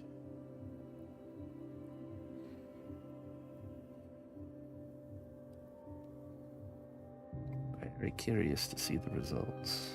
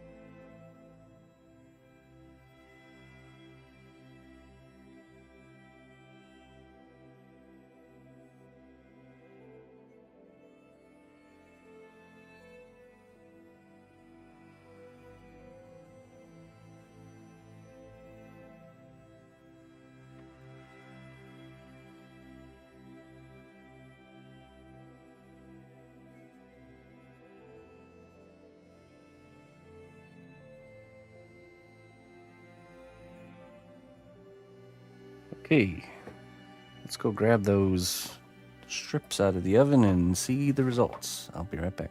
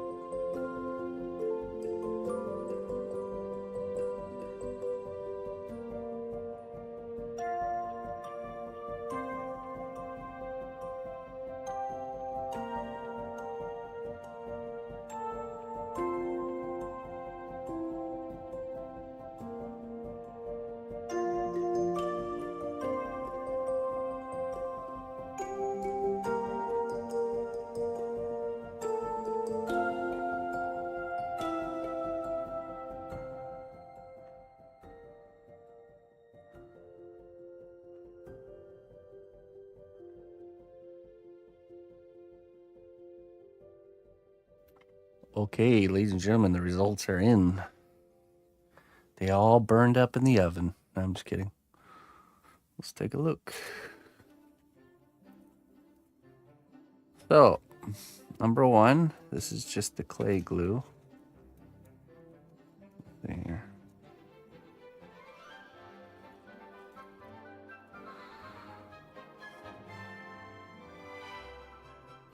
Very stretchy, translucent, pretty durable too. But really, really wibble wobbly. Okay, not bad though. Number two, which is, I think, the Flex Flow, which much more rigid. I mean, it kind of all bunched up here, but it definitely has more of a rigidness to it, even in this thinner area. It's still pretty cool. Could almost see almost like a lightning effect, that you could do with this. Really durable. Like really, really durable. I'm pulling on it really hard.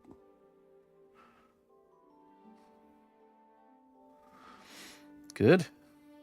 Okay. This, I think, is the Flex Flow or the Stretch FX.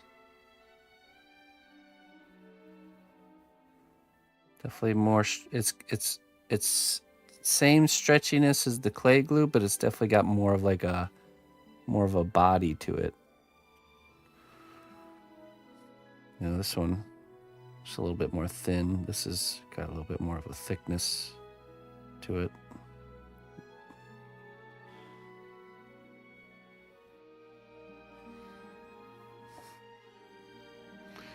And last but not least, the firm effects. Which this one discolored the most. But as you can see, much more sturdy.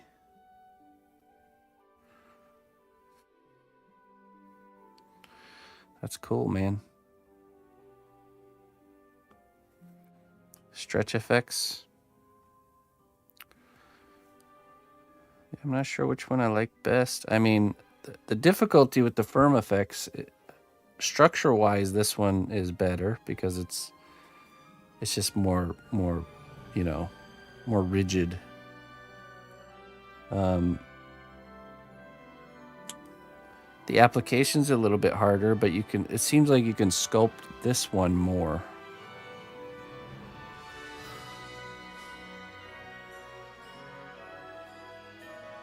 Which this means you can have more control. The thinner ones apply easier, but you can't really sculpt the result as nicely. Yeah, so and this one I like more too, and this is more on the firmer side of the spectrum. So I think we will use firm effects or the flex flow.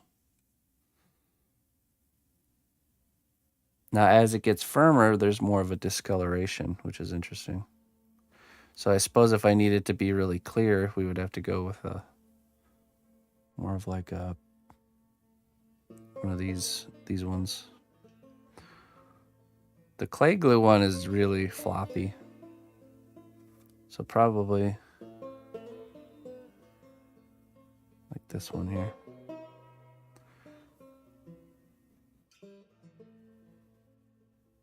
Would it be worth to mix two methods? Yeah, I was thinking about that. Maybe doing like coats, where you do like a coat of firm effects and then you do another coat of like a thinner one. Maybe. Yeah, so imagine we have these kind of wispy, kind of flowy parts coming out of the primordial soup. That's the kind of the idea. You know, coming right off of that skull there.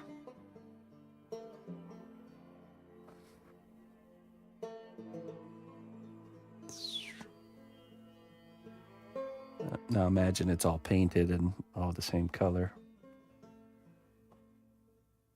Pretty cool, huh? Yeah, it's super durable. I pulled on it really hard and it's not breaking. Let's give it.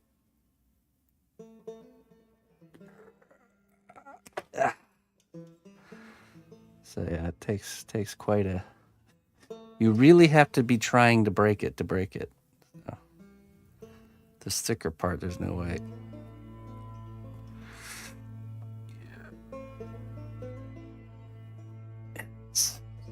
It's about as tough as like animal sinew. It's pretty tough.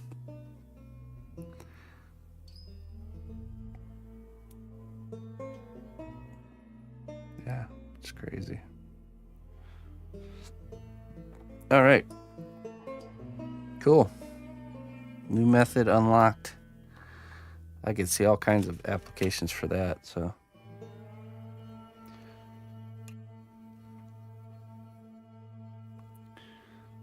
So then what we'll do, once we get this to its first baking step, then what we do is we will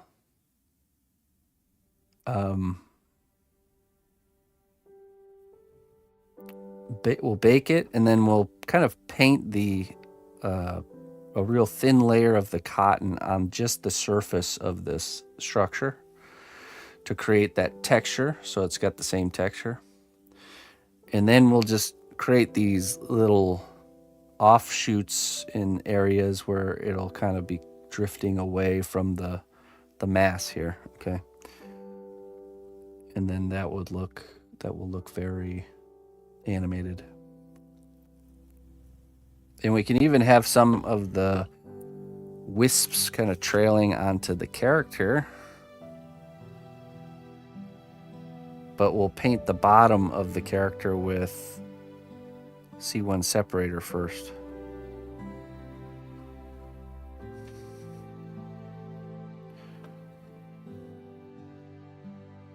So we can have it kind of some little wisps going up and like even making contact with him. But yeah, we'll want to paint it with C1 separator. So when we bake it, we'll bake it together, and then the character will still be removable. Cool.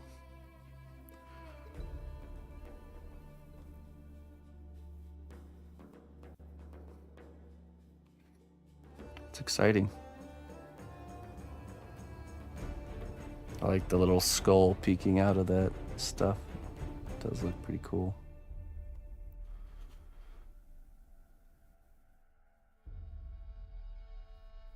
What's happening with the points? It's just going to be this like stone material.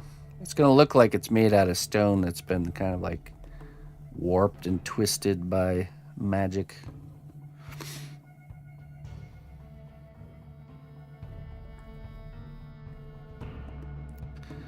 That's the idea. All right. Cool. We'll leave that there for now, folks.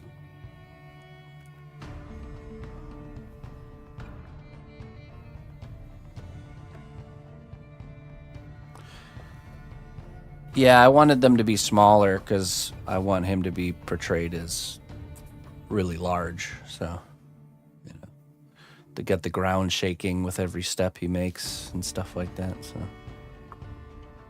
I've seen people portray him as just like a normal sized guy, but I don't know. That doesn't make sense to me. Needs to be like Sauron, but even more epic.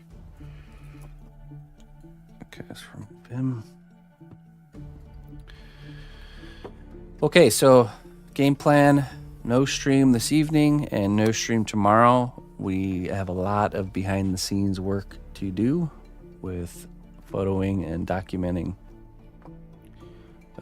the projects we just finished. So I think Ajax, the Logitech pieces, the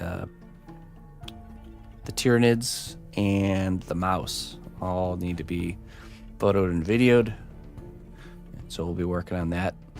The next stream will be on Sunday morning at 9 a.m. Central Time. And we'll be demonstrating the finishing of the painting of the dragon. So there's a good chance I might stick around, depending on how things go. I might stick around after the teaching's done, and we can work on homework, but we'll see. Good to be back. Lots of progress in one stream. Yeah, I know, right? That's exciting. Really puts it in perspective how close we are to the finish line of this piece as well. So probably maybe like 2 more sessions to get the base done, I would say. And then finishing up the hammer, and then we're on to lighting and painting. Now the lighting on this will be a little bit tricky because we have to decide if we want the character to be detachable from the base or not. There's a chance it'll be easier to make him not disconnect from the base, but painting and all that will be much easier if we can make it disconnect. So I have these like little wire connection points that we can install so that the character can disconnect, and then you unplug the wire, but we might go that route. We shall see. But yeah. Anyways, let's find someone to raid. Thanks for joining me, everybody. Thank you so much for the support today. And I'll be back on Sunday. Mm-hmm.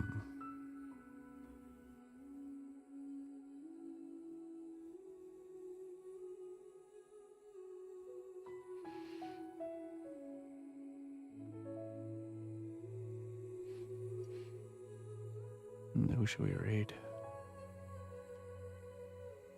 Oh, yeah, let's raid this guy. Frost is his name. He's got really cool looking illustrations. Does kind of like monsters and stuff, but may need legs in the future. Who knows? Yeah. Well, then, yeah, definitely we'll keep him separated then, because then he could. That'd be an easy continuation. If we already have the pipe in place and everything. All right, let's see here. Let's get this raid going here. Yeah, let's check out this guy's illustration work. Traditional illustration, really talented. All right, my friends. Until next time. Bye-bye.